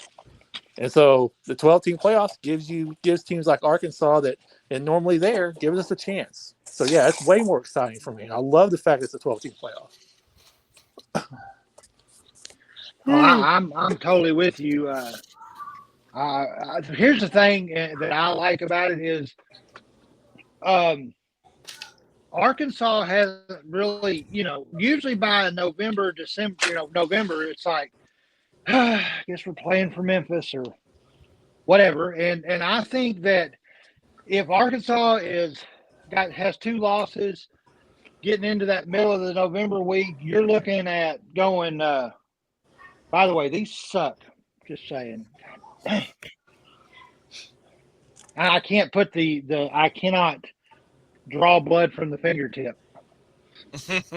It's the most asinine thing to me, Aaron, is the fact that your finger is designed for it's a feeling object, and they want me to poke that. You're absolutely insane. Oh yeah, I know. I've been there. It's like, hey, let's have you poke where you're designed to feel the most. But anyway, and I got that under control. So poke on the side of it. But anyway, I like the arm. God dang it, Aaron. Anyway, getting off track. But no, I just think that this is going to give fans what they've always been clamoring for since the inception of the NCAA BCS and the championships. It's going to give a lot of people a lot of hope, and there's going to be dreams dashed. It's not going to affect me one way or the other because I'm used to it by now, but I feel like it's going to be an exciting season, and the only reason I brought the game up is because it's actually opened my eyes to just the dynamics of this whole 12-team playoff and how this season could go. It really, honestly, I get the sensation and the feeling of the NFL and working towards the playoffs. So here's the thing. They've done a great job to me so far. In my opinion, we still have, this is the same thing that we were doing in 2012 going into 2013. Oh, Arkansas has a shot. It's the playoff now. Maybe. And of course, 2012 going into 2013 was the John L. Smith year, so we thought we had a shot at being one of the top four. I remember. Everybody did, though. Don't group Arkansas fans into that. My God, everybody did.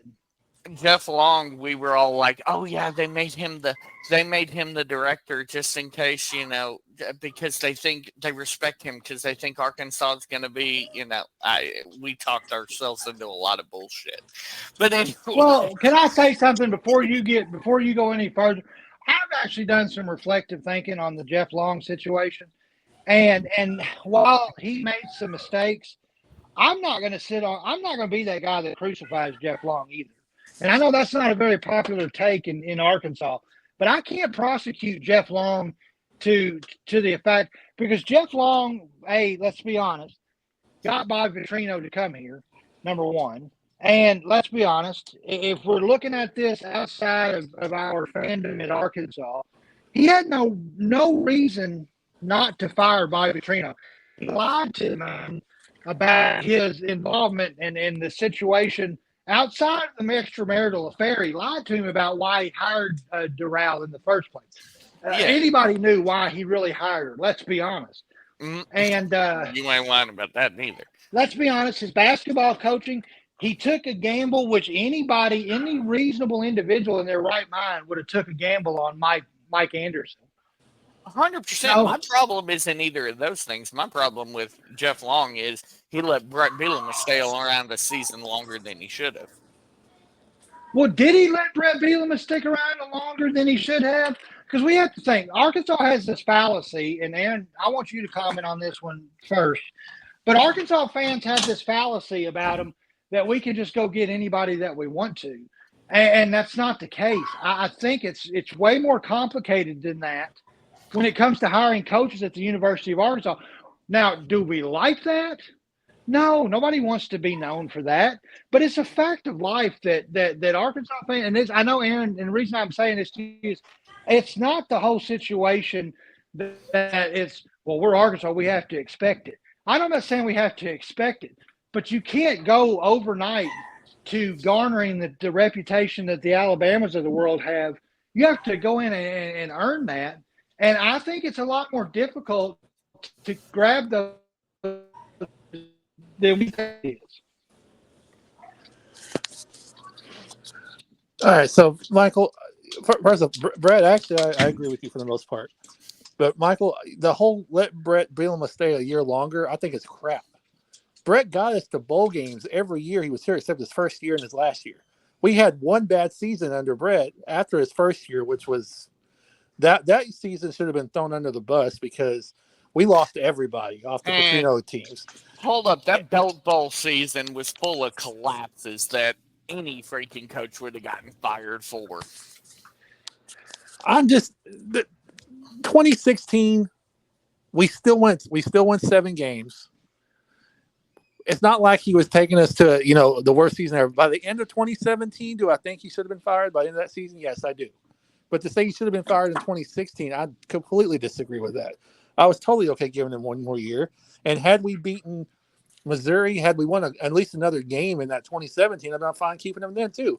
And then let's put on the 2020 vision now. Would you rather have had him back in 2018 or had Chad Morris? What would his record have been if we would have beaten Missouri? Like 4 and it would have been 5-7. We'll finish 4-8. You would have been cool with the 5-7 record and keeping Brett at that point. But would you rather have had him in 2018 or had Chad Morris? That's not fair. We're not talking about that. We're not talking about that. That's not fair. That's not. We can debate the Chad Morris because that's that dumb bitch. I forget her name. Mary Cromer's people. Julia Cromer's people. She requested 3. That is the Al Qaeda of fucking Arkansas. She requested 3 profiles, and one of them was Chad Morris. I remember. So my first person No, no, I no, no, ever no, go no, to hold on a on, coach. hold on before you go any further. And I'm not justifying her hire, but let's be honest. Let's be honest.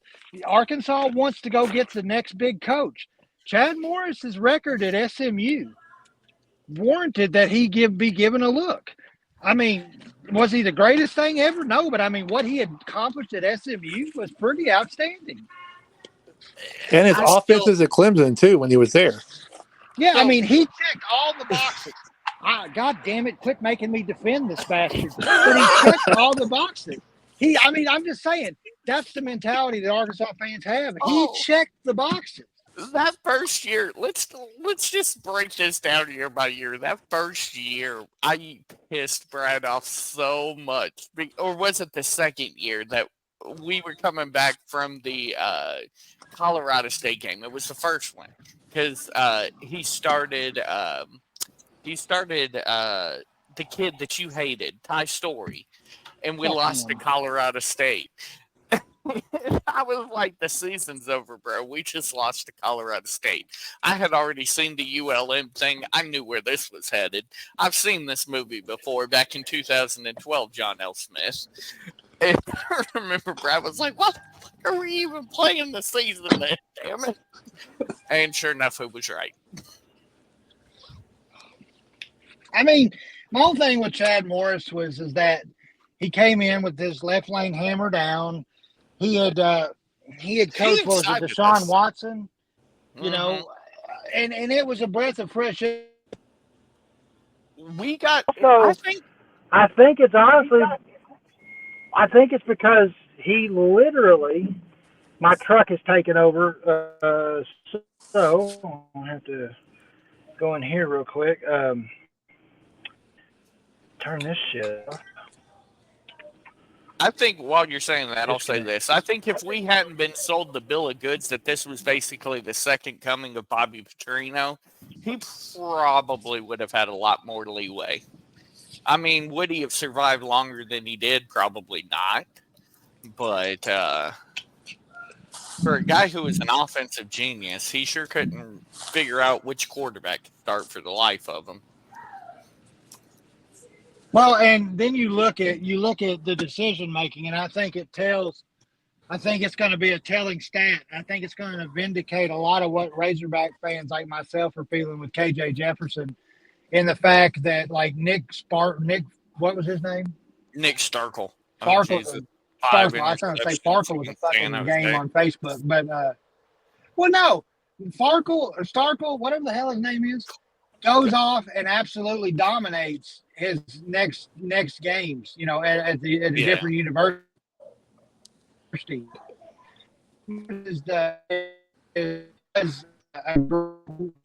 Probably was a decent coordinator at Clemson because of the talent he had around him, although he did not do well at Auburn.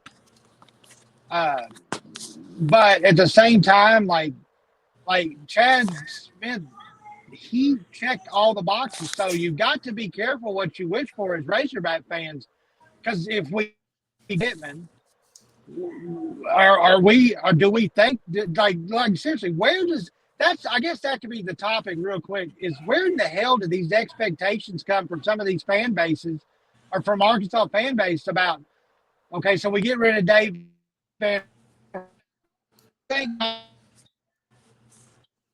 Absolutely not. Why would you? He's got a good.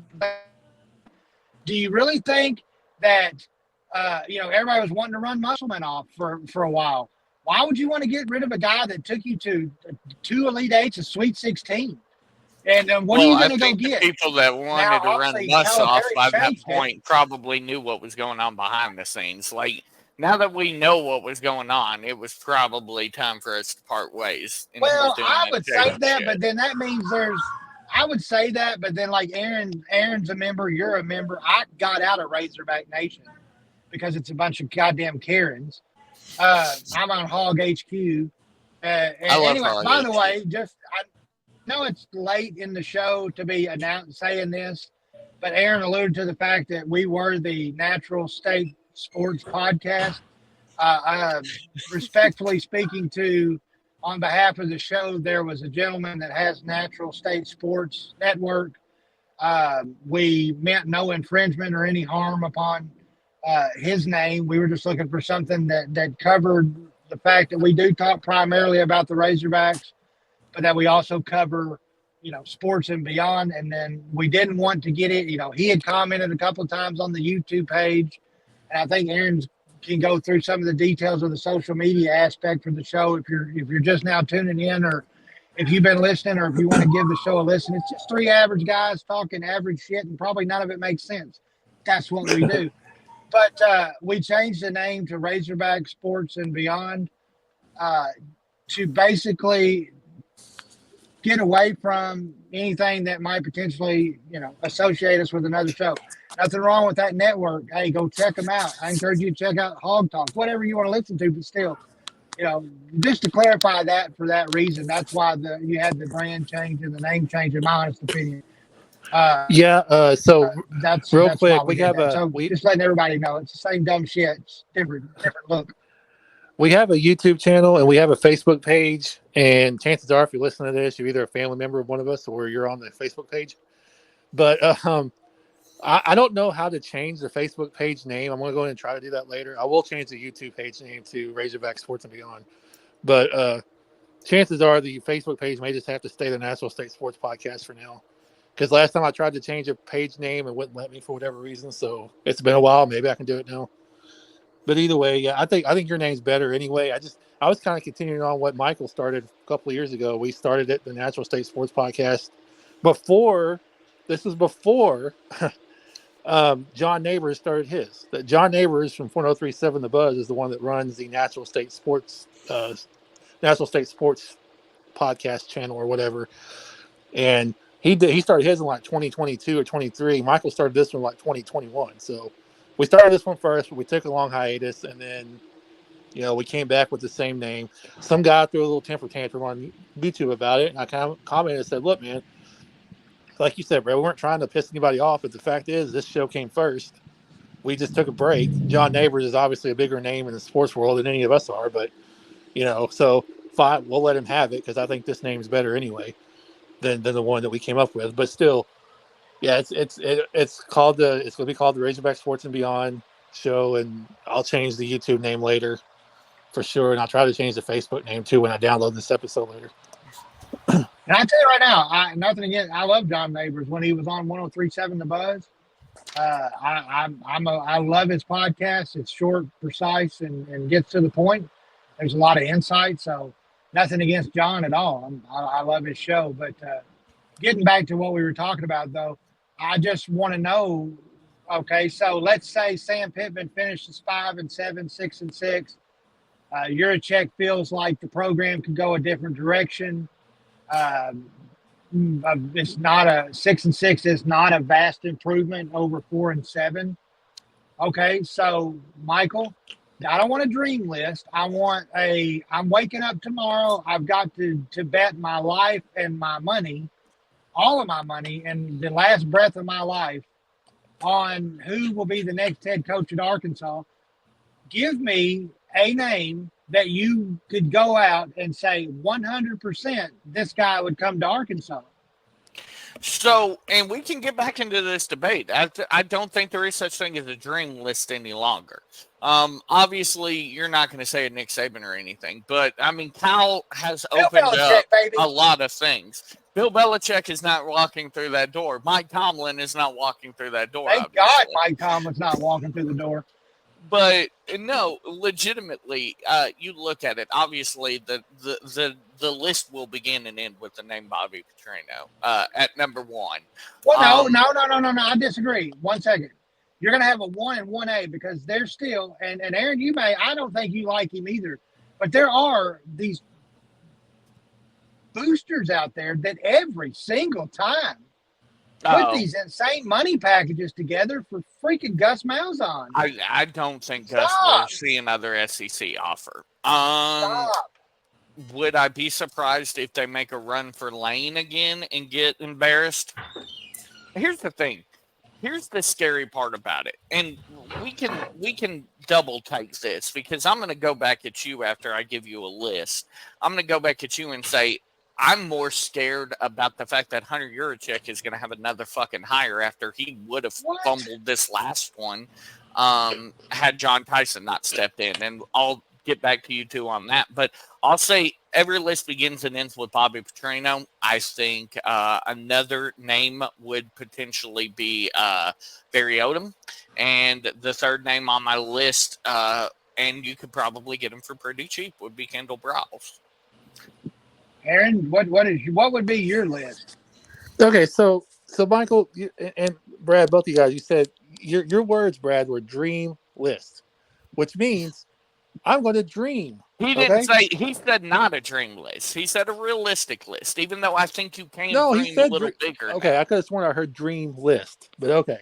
Well, look, I don't think old Bill Cowher and Mike Tomlin are on my list. Shit. I told Michael to clarify, and it may be the cellular communication. I told him, I said, and I'll pose the question. This is a different scenario, but same question. So obviously, you absolutely adore your children. If you had to literally put them on the line and everything financially and everything you've ever cared about in your entire world on the line, that this coach, you were so confident about this coach coming to Arkansas that you would bet any assets you had or anything in this world that would be the guy. He's coming. There's not going to be any BS. And that goes away from our dream list because we know you're not going to do that for the likes of Jim Harbaugh or anybody else like that. What Andy Reid. Top 3 coaches? Yeah, fuck Andy Reid. Have a cheeseburger. And I only say that because I'm 0-2 against that fat fuck in the Super Bowl. But anyway, what 3 coaches would you stake everything on that would actually take the job at Arkansas? So here's the thing. Like, first off, I don't know that I have 3 names right now, but I'm going to preface that by saying before John Calipari came in, I'd say there's nobody. We've proven finally. A lot. We've finally proven that we're willing to put some money in to go get a real coach. And that is not on Hunter Yurachek. That's absolutely what are you talking about? That is absolutely John Tyson. John Tyson saved that dude's ass. Aaron, can you please? I wish you could pull up the audio clip where John Tyson basically said that he facilitated the meeting. Calipari said he facilitated the meeting. Hunter Yurachek had to freaking sell the university, and he goes, "Hey, why not you?" I don't care, dude. John Tyson went, here's $8 million in a suitcase. Aaron, I'm sorry to get off track, but I do want your thoughts on what Michael just said, because I honestly don't think that you cannot give Hunter Yurachek or any AD any credit, but yet turn around and give them all the blame in bad times. You can't do that. I'm not always the biggest Hunter Yurachek supporter. I mean, he's done some things I really like, some things I haven't. But Michael, you're being ridiculous. Because at the end of the day, John Tyson, the correct word, Brad used it, they used it, facilitate. He called John Calipari at night, right before John Calipari was about to hop on a plane to Vegas or Arizona or wherever he was going, somewhere out west, and said, "Ooh, if you had called me tomorrow, I'd have been gone already." He said, "I want you to come meet with Hunter Yurachek." That was it. And he said, "Okay, I'll come meet with him." He went and met with him. They talked for 2 or 3 hours. And at some point, when he was throwing out names, Yurachek said, "What about you?" And then he had to sell him on it. He had to sell him on why he was the right guy for the job. Yes, so John Tyson's money had a part in it, but it wasn't the main part. It was. Let me come back at you with this, though. How does he not fuck up John Calipari, but he fucks up at our top 3 choices that we had last year? Because literally those choices weren't coming. By one. They didn't want to be here. They weren't coming. Like Aaron just said, they didn't want to be here. Just like Gus. Gus used Arkansas to make $50 million at Auburn.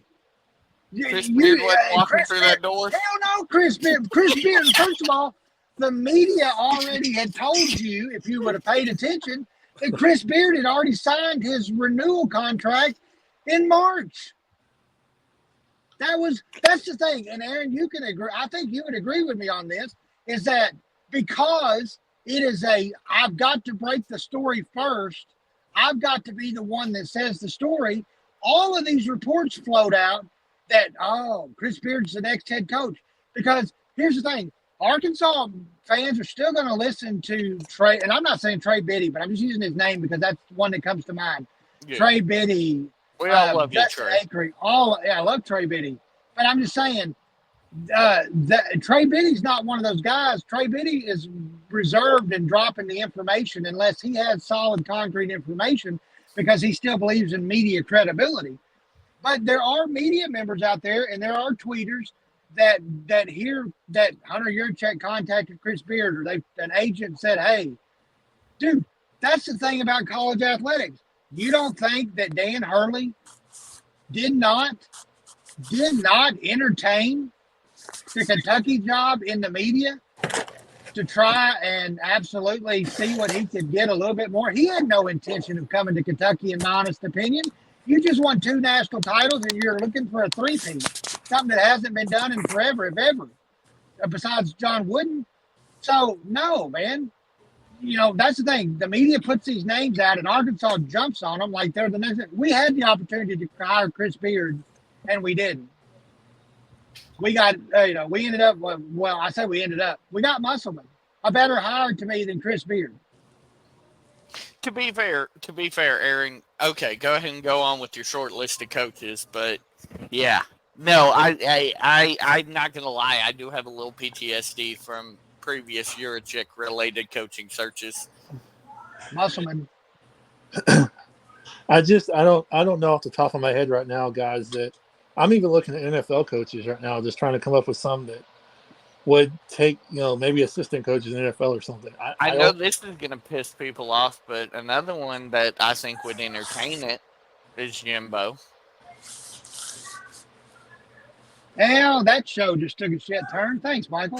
I think Jimbo would entertain it to get his name back out there. I don't think Jimbo cares. I think Jimbo's sitting on $85 million guaranteed, and he might end up in the booth somewhere. I don't think Les. I think Les is too toxic at this point. Hey, and be honest, what about Mark Richt? I don't think Mark Richt has any desire after Miami. By the way, guys, I will say this. I did want to say this. This is a story that it's an Arkansas State related story, but man, I just want to say, man, my heartfelt condolences out to I had his name a second ago, but the coach at Arkansas State. Not only did he lose his wife, Blake Anderson lost his wife. His son passed away, and apparently there was some allegations within the Utah State locker room, and it cost him his job. So, but overall, man, great guy. I hope he can get everything together and get stuff back in order. I don't know the parameters behind the whole Utah State thing, but I still feel really bad for the guy. I just wanted to put that out there, and I just thought about it. But. So let me ask you, though. I know I said 2 names that aren't necessarily as sexy as they could be, but Barry Odom, would you accept a Barry Odom? Would you accept a Kendall Briles? Would you accept a Jeff Traylor from UTSA that had been here for the longest time? I mean, these are all people that, they're not below where Sam was when Sam was hired. Let's be honest, they're actually above because they all 3 have head coaching experience. Well, no, wait, Kendall doesn't. Well, but Aaron, what do you think about Barry Odom? I'm reserved about Barry Odom only because that little prick at Missouri, and I won't mention his name because I hate him, but that little prick at Missouri has proven you can win at Missouri, and Barry Odom was mediocre. And if Michael, you say his name, I'm driving right now, and I will be pulled through Jacksonville, dude. I'm going to kill you. I have absolutely zero excitement about Barry Odom. I mean, to be honest with you, I'd have zero excitement about Barry Odom. You might as well keep Pittman. I'm not saying Odom's not a smart head coaching wise. He's been there. He's done that. I know he was Sam's kind of right-hand man for the first couple of years. But Barry Odom does not excite me one bit at all to be the head coach. No. I would almost rather us just keep Sam at that point, just to be honest with you. Kendall. Oh gosh, I don't know. Maybe I would probably be a little more excited because he's younger and I think he's probably a little hungrier than Barry Odom. Would either one of them excite me? No. Like Bobby would excite me. Neither one of them would really excite me. But Kendall more so than Barry Odom. Yeah, I would be more okay with Kendall Browse than Barry Odom. Urban Myers, baby. Let's just go to Ohio State and get Ryan Day. I mean, if you want to throw dream scenarios that could potentially be realistic, what's stopping us from going after Big Game Bob? Honestly, what's he doing? Was a name that he's coaching in the XFL. That's the name that popped in my head a minute ago. It really did. I really was thinking Bob Stoops. Like, I don't know that he would want to come back to college, but if he did, he'd be back and he'd be in the SEC. He'd be going against Oklahoma and Texas every year. He wouldn't be too far away from his home. So that's a name that one would probably excite me. To be honest with you, it probably would. Hell, I'd take Mark.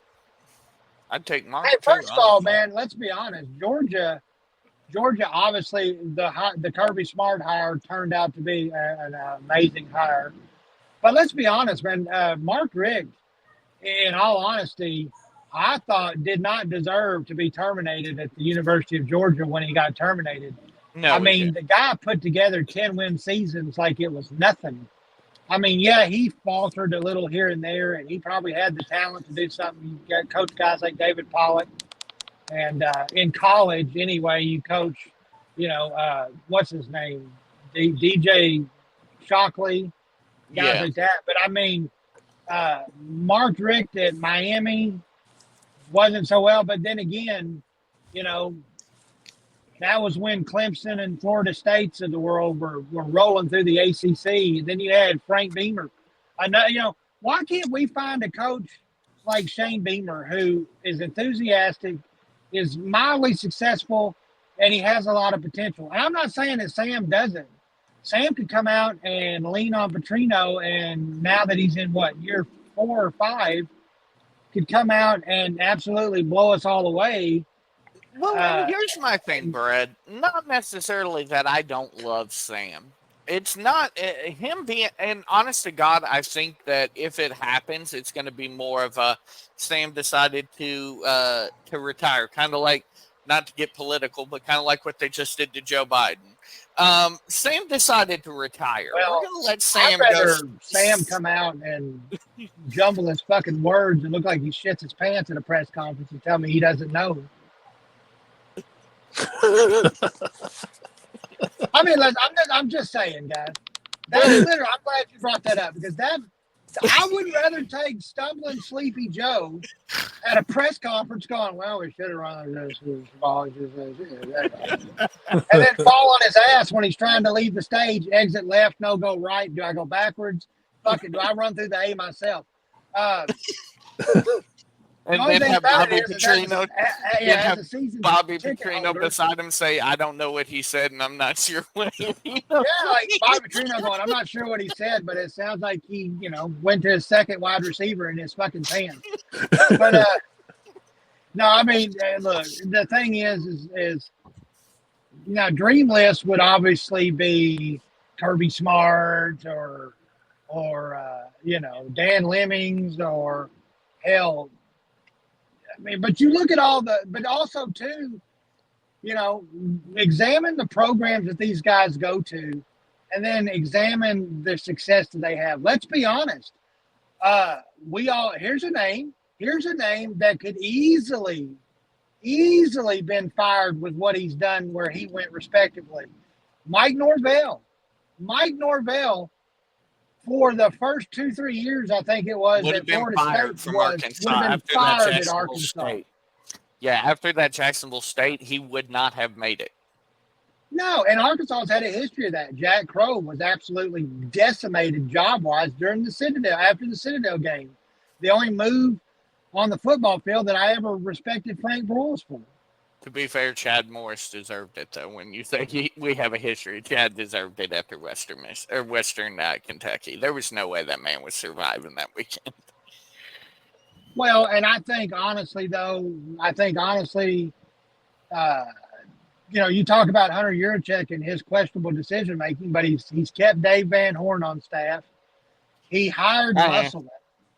I don't think you can give him Dave because I don't think Dave gives a shit about going anywhere, to be honest. Well, I'm not saying that, but I'm saying if you're going to go by that, he's got. I mean, but here's the thing too, Michael. You talk about what he's done, and let's take that against the great Greek god himself, as everybody proclaims him to be, Frank Broyles, the man who stayed too long. The only thing that Frank Broyles did past 1992 was, or before past 92, was keep or move Arkansas to the SEC where there's more money, and he found Houston Nutt. But he also pressured Houston Nutt into hiring Gus Malzahn to get the Gatorade Player of the Year here, which was an absolute farce. Mitch Mustang, the most overrated piece of shit ever. Mr. Interception King. So let's talk about that. Let's explore that a little bit further in depth. I'm going to tell you that if that were to happen, which far be it from the Arkansas Board of Regents to ever meet and decide to fire the athletic director that decided not to fire a head coach. That's never happened before in Arkansas history, Brett Bielema. Let's say that Arkansas does move to get rid of Yurachek at some point, which, I mean, he's probably not. He's probably one fumble away. Why would you do that, though? The guy has a history of hiring coaches. Calvin Sampson at Houston. No, what I'm saying is, at that point, the move, I think, goes to Houston Nutt. I'm surprised it didn't happen this last time before Yurachek got hired. I thought Houston Nutt was going to end up the athletic director. Absolutely not. Get the good old boys. Aaron, please back me up. Get the good old boys out of the fucking program. That's the problem. It's a good old boy network. That's the reason Houston Nutt was here for so long and got away with not making any changes. It's because all of these people, it's the good old boy network. Get them out of there. Give me free thinkers like. Get you free thinkers like Dead Air? No, I mean, and here's the thing. I'm not going to advocate for... Hold on, Michael. Before I lose my train of thought. There you are. Here's the thing. The Waltons, Jim Lindsay, J.B. Hunt. There's money in Arkansas. Why? Jerry Jones contributes to the university. Aaron, tell me why it takes a guy like John Tyson, who has the fortitude to step up and finally donate money for us to be relevant again and have a legitimate shot, a feel better shot than Musselman gave us. Where is the Waltons money going? Where is JB Hunt? Where's Lindsay? Denver. Where's all this money? I'll tell you where those son of a bitches' money's going. The Waltons' money's going to the fucking Broncos. For whatever reason. Russell Wilson, the Steelers quarterback. Of all the teams to buy, they buy the fucking Broncos.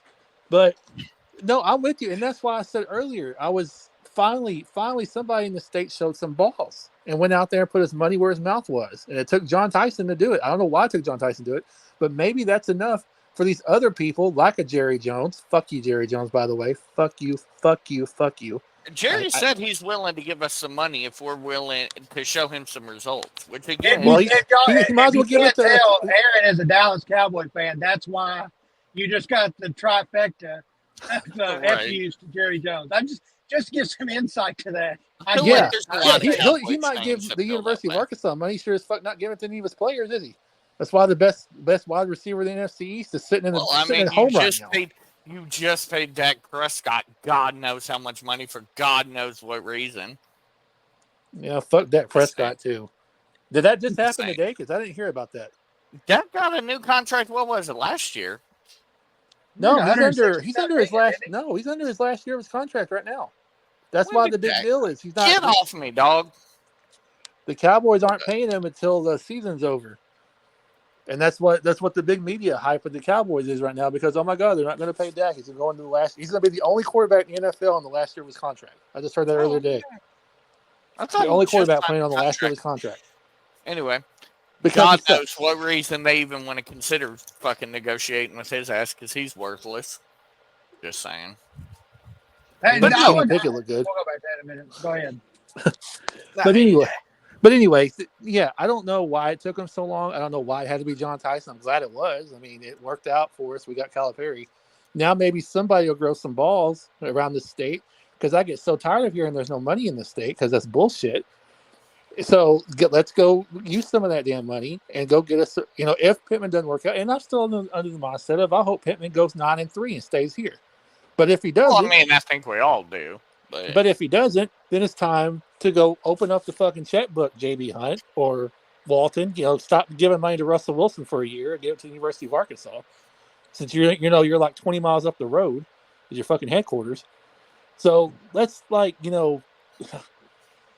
don't know why it took so long. I'm glad it finally happened, but we've got to do something like football wise if Pittman doesn't work out. And I don't care if it's Bobby. I don't care if it's a young guy. I would love somebody like a Mark Richt. I would love somebody like a Bob Stoops, somebody like that. Here's the thing that worries me though. If the move is made, so I'm going to talk out of both sides of my mouth here. I told you earlier that the list begins and ends with Bobby Petrino. And I think Brad will understand why I'm saying this, but does it ruin Bobby? And Bobby has to think about that. Bobby really has to think about that because he knows right now his reputation is back, and we love Bobby. Bobby's back to close to his 2011 popularity in this state, where we love him, we remember Bobby, but all it takes is one season for us to be like, Well, it depends on it. Really, I think, and Aaron, you can probably you can dig into it too, but I really think that the microscope. The reality, and I'm going to use that word a lot, reality, if you want to look it up, I'll give you a brief second in your Webster's Dictionary. To live in reality, you can't judge Bobby Petrino on wins and losses for this team. He's not your head coach. You have to. No, I'm saying if he gets Arkansas fans are going to do that. And I say Arkansas, I'm not grouping anybody in particular in. I'm just saying there's a fan base out there that's going to sit there and go, oh, well, we finished 5-7. If we finish 5-7, oh, Bob Petrino, he sucks. Man, he's back to Louisville. No, you have to look at the overall body of work of what Petrino accomplished. If he goes out, we finish 5-7, but somehow we're putting up 400 or 500 yards a game on offense. We're productive, but we're just not quite there. Or we got a bad bounce here and there, and he is coaching offensively, then absolutely the guy it doesn't need to be on his shoulders. Now, if we come out and we go 200 yards a game, 17 turnovers, we're only scoring 10, 15 points a game, then obviously Petrino. But it's not the same as 2011 because in 2011, Bobby Petrino didn't have a single fan in the stands that hated the guy or even had anything to judge him on.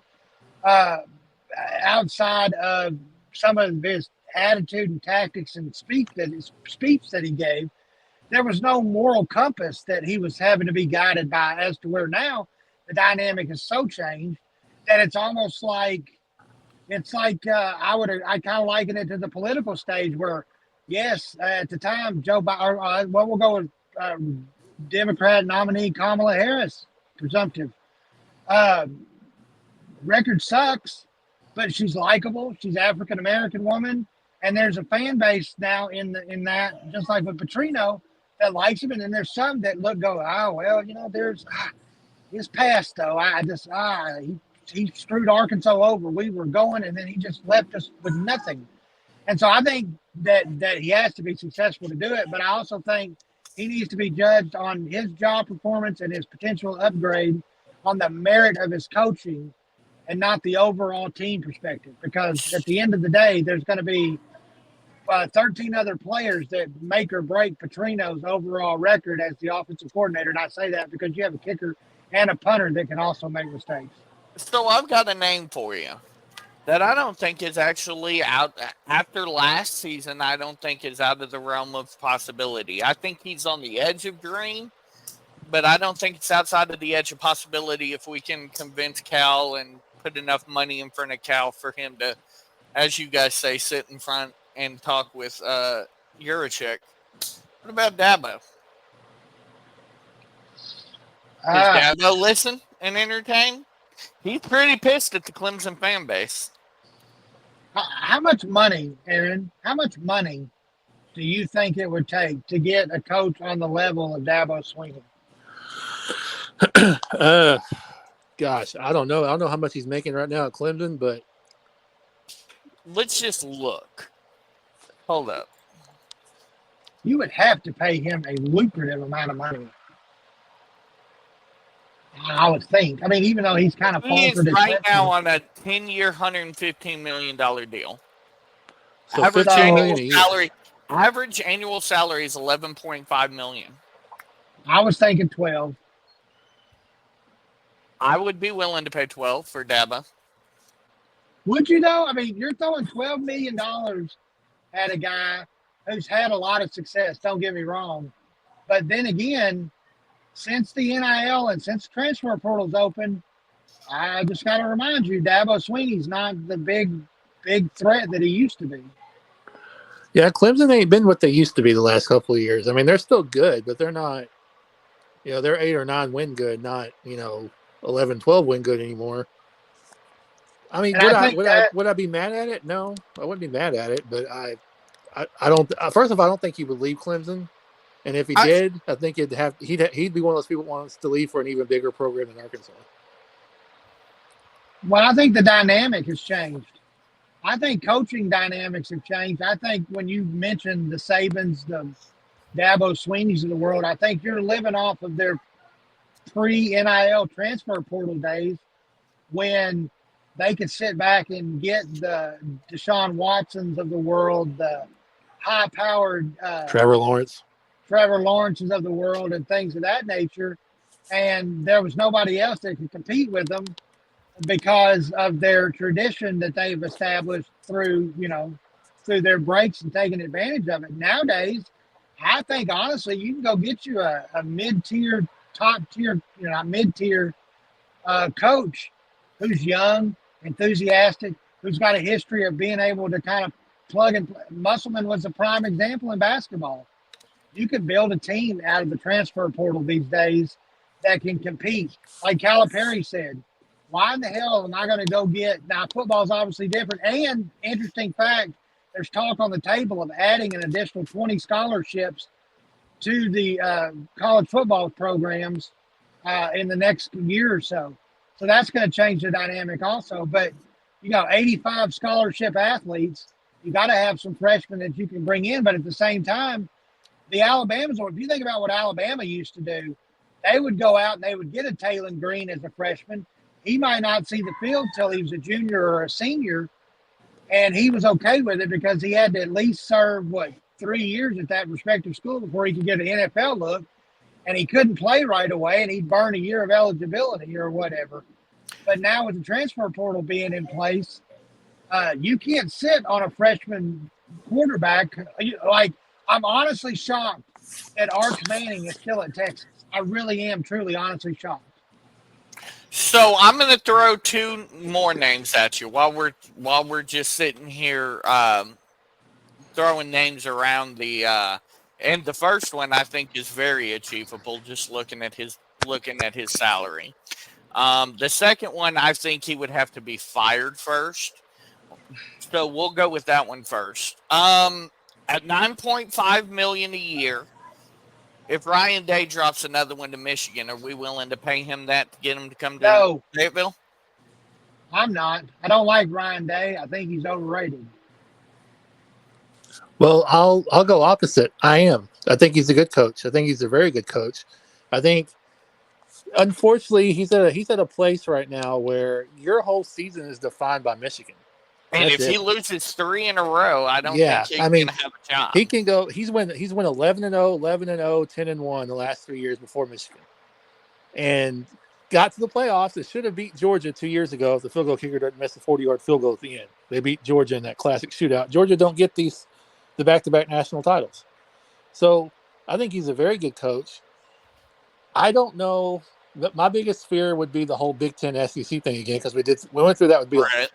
But Yeah. Ohio State is one of those teams like Texas that's built like an SEC team. They're not built. Ohio State's never been built like a Big Ten team. That's why they've been dominating. They've been built like an SEC team with speed, more speed, and then a good defense. So would I be okay getting him? Yeah.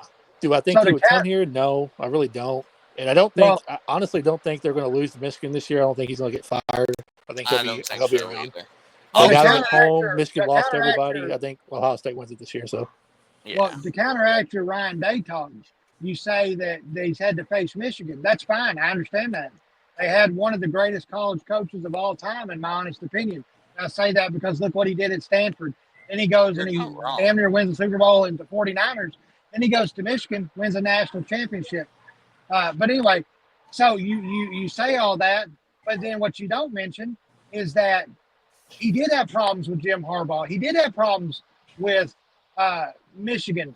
And now he's coming to Arkansas, which is a tier below what Ohio State has. He's got to battle the Hugh Freezes, the Lane Kiffins, the Kirby Smarts, the if Billy Napier finds a way to turn it around, the Billy Napiers at Florida, I think the guy at Oklahoma, not Oklahoma. I think then he's got to face Steve Sarkisian. I mean, you look at what he's got to face in the SEC compared to what you just mentioned, that his only struggle was Jim Harbaugh. Now, add 5 Jim Harbaughs to your seasonal schedule, and is Ryan Day going to be able to survive at Arkansas? I don't think so. But I'll throw this at you because you always say that it's always about being realistic and wanting to win. Being okay going 8-4, 7-5, 8-4, 9-3. He's capable of doing that. He's a good enough coach to do that. I'm not asking him to come in here and go 12-0 like Ohio State is. Ohio State's a bit too unrealistic. I have friends that live in Ohio. They're Ohio State fans. I talk to them all the time. They are the most unrealistic fan base, way more so than us, because they think, just like Alabama, I guess Alabama and Ohio State are pretty close, that they expect that they're going to win it every single year. They're like not always Steelers fans. They've been spoiled. I want to throw another name out here, though. Hold on, Michael. Hold on. Go ahead. Hold on 1 second. Real quick. I think, and yes, I talk about reality, and yes, having a coach that consistently go 8-5, 9-3 would be great. We had that. We let him go for the most part every year.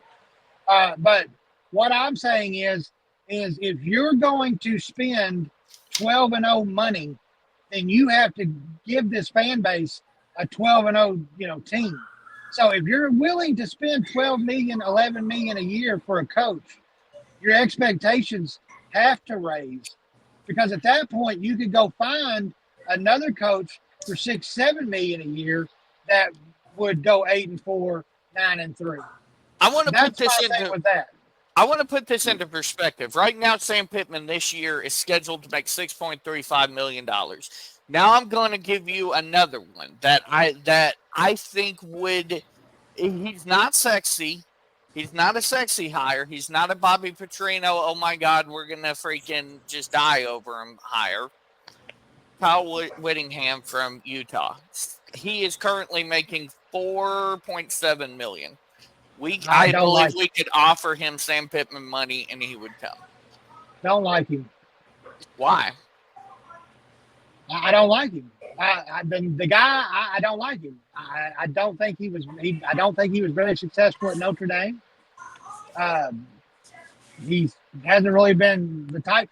I'll be honest with you. Of all of the things that I think Arkansas screwed up on, where can we get? Why did we not go after Franklin when Vanderbilt was getting ready to dump him?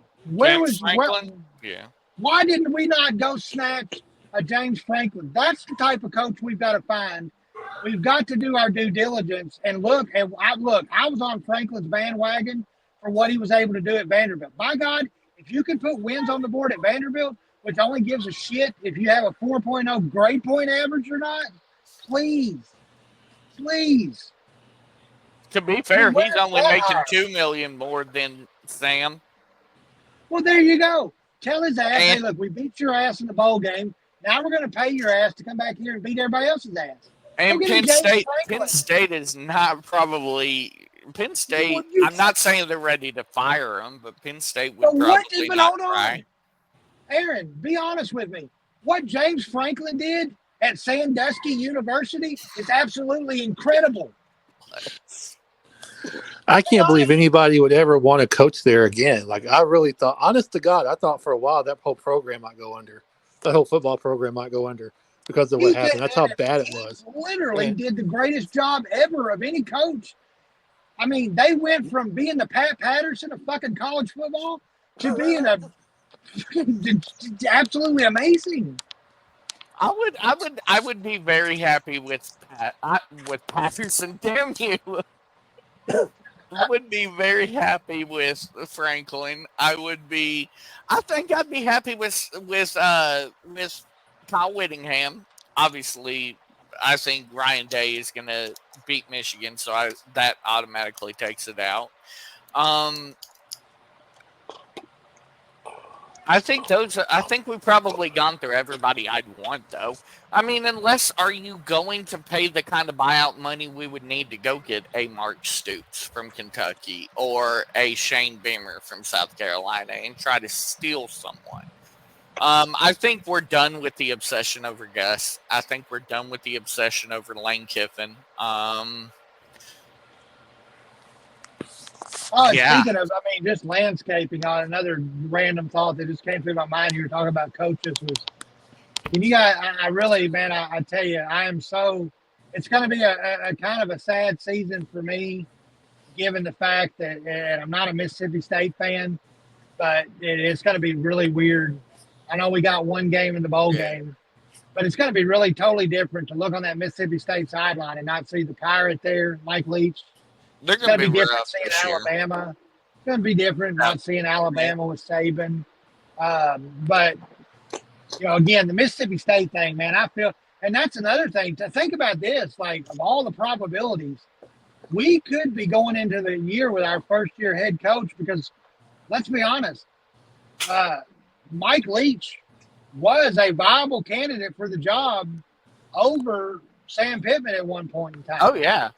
Again, and that's part of the reason why I still think that whole thing was fumbled. Because let's be honest, I think it's pretty common knowledge. Lane got offered it first and took Ole Miss.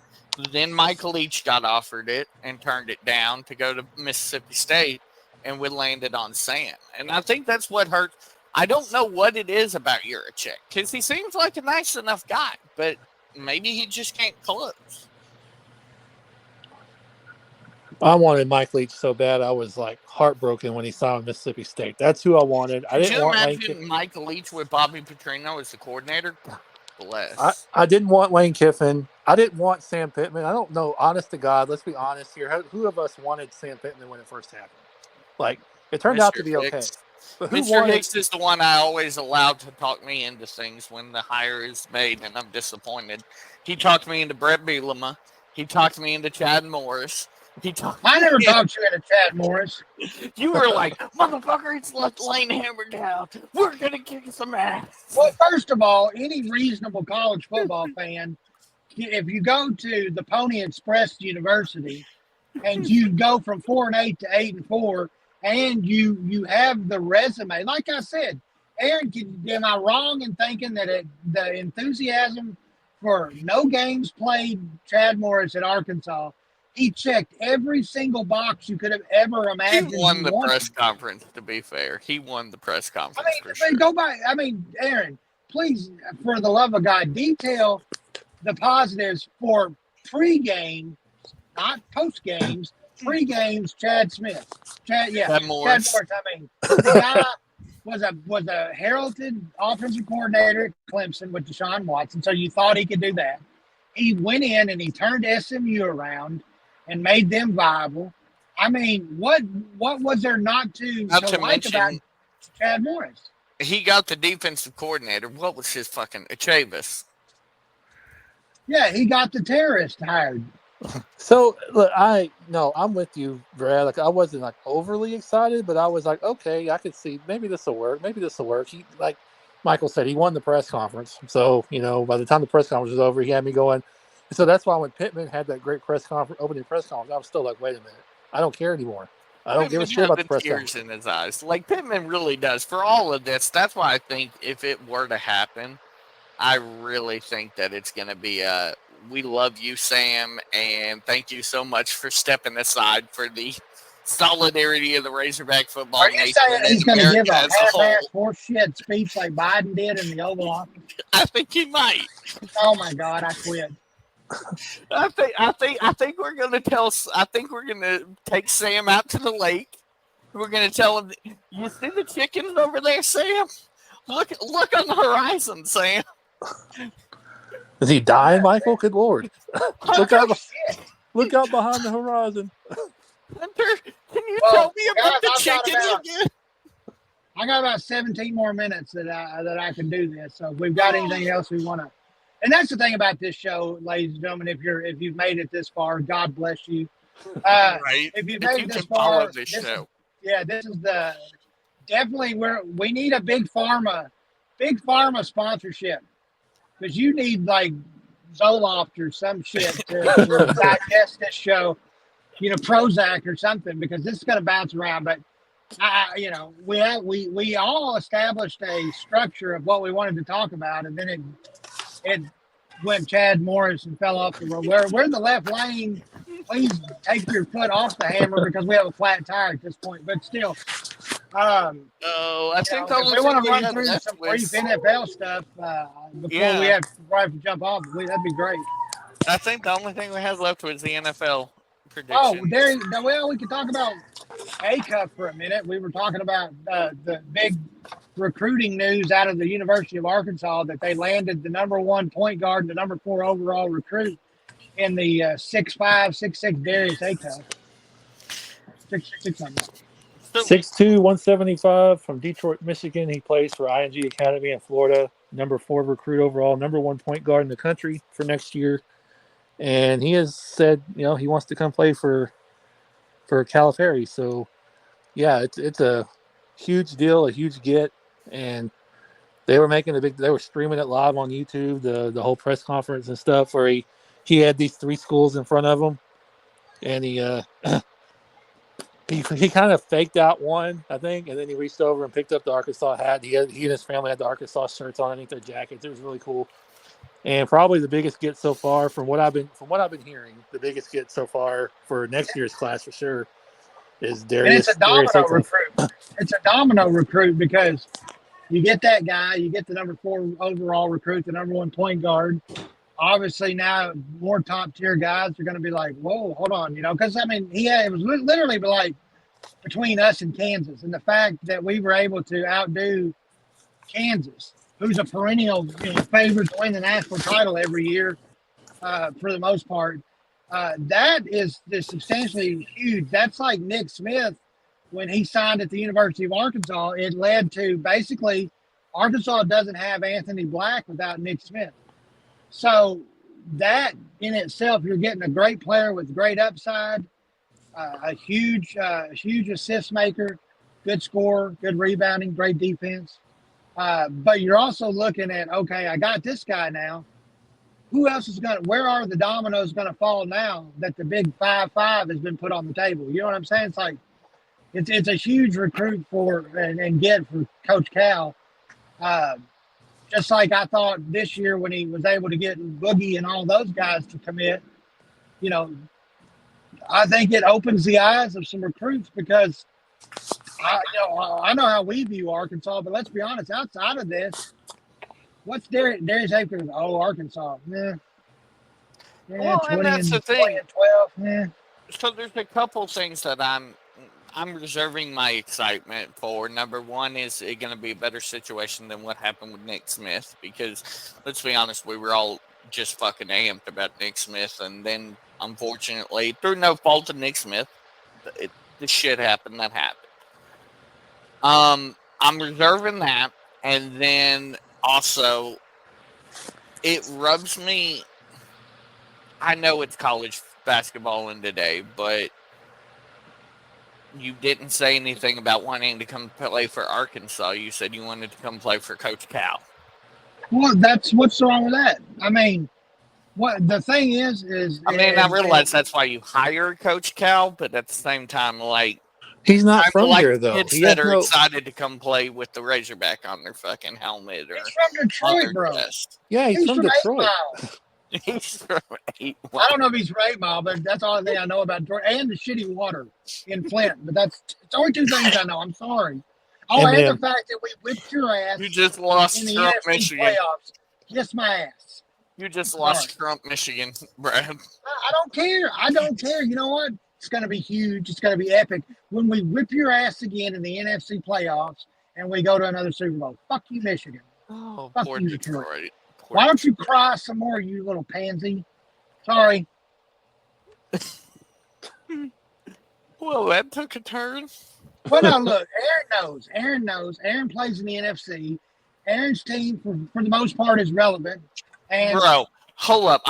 My team plays on the toughest fucking conference in the NFL. I don't care about your not fucking conference, Pittsburgh but Steelers. division. I don't care. I do not give a shit about the Steelers. We play with Lamar Jackson and a dude And I don't care about the Cowboys as a happy 49er fan, but I have more respect for Dallas than I do Pittsburgh. Oh, jeez. You know what? That's because we have more Super Bowls than both of y'all. And their quarterback is not out there raping young females. Well, neither is ours, to be fair. Well, no, he retired. Sorry, that just see. I told you. Told you. This is the point in the show where maybe we're going off the rails. No, no. I mean, very excited about the kid. He's going to be a one and done. So we better win the natty out of him this year. Will be next year. Well, yeah, next year. Excuse me. I mean, but you think about like put that into perspective. What Aaron said. The guy is from Detroit, Michigan. He could have easily gone to Michigan. He could have easily gone to Michigan without Juwan Howard ain't shit though. Well, why they fired Juwan Howard, I'll never fucking. I don't know. Wasn't he the same one that was throwing Jake Pauls at people in the middle of?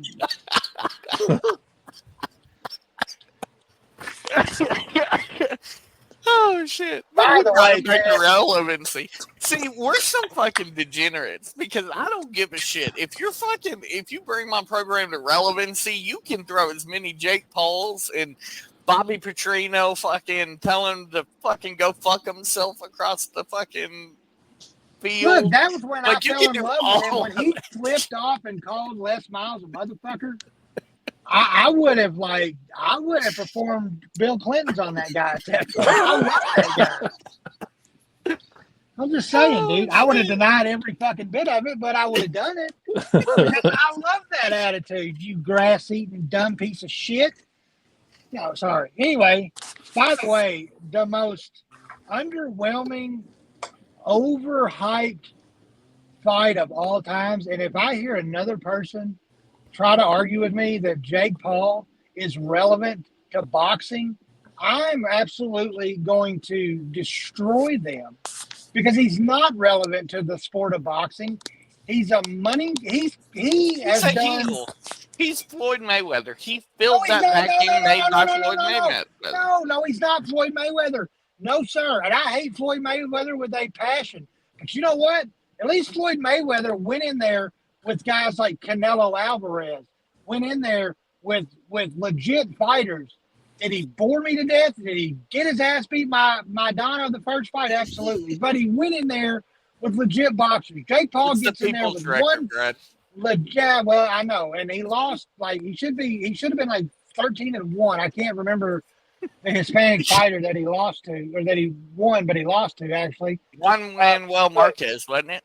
I don't remember, dude. I don't remember. I hate Floyd Mayweather. If Manny Pacquiao hadn't been injured, Manny Pacquiao would have absolutely throttled Floyd Mayweather. But I don't care what anybody says. He's the guy you want to. What I meant by that was he's the guy you want to see. You pay to see him get his ass. Oh yeah, that's true, dude. Well, or you take 17,000 legal disclaimer. This is not legal, but you spend 2.5 fucking days in the bowels of Reddit to try to find that free stream.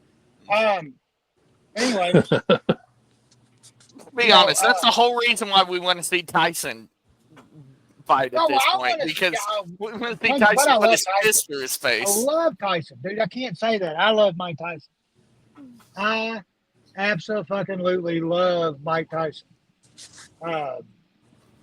Yeah, Mike Tyson's always been that guy, man. That for some reason, dude, I just fell in love with. But I will put guys, down. I'm pulling up where I need to be, $100. so I'm gonna jump off here, and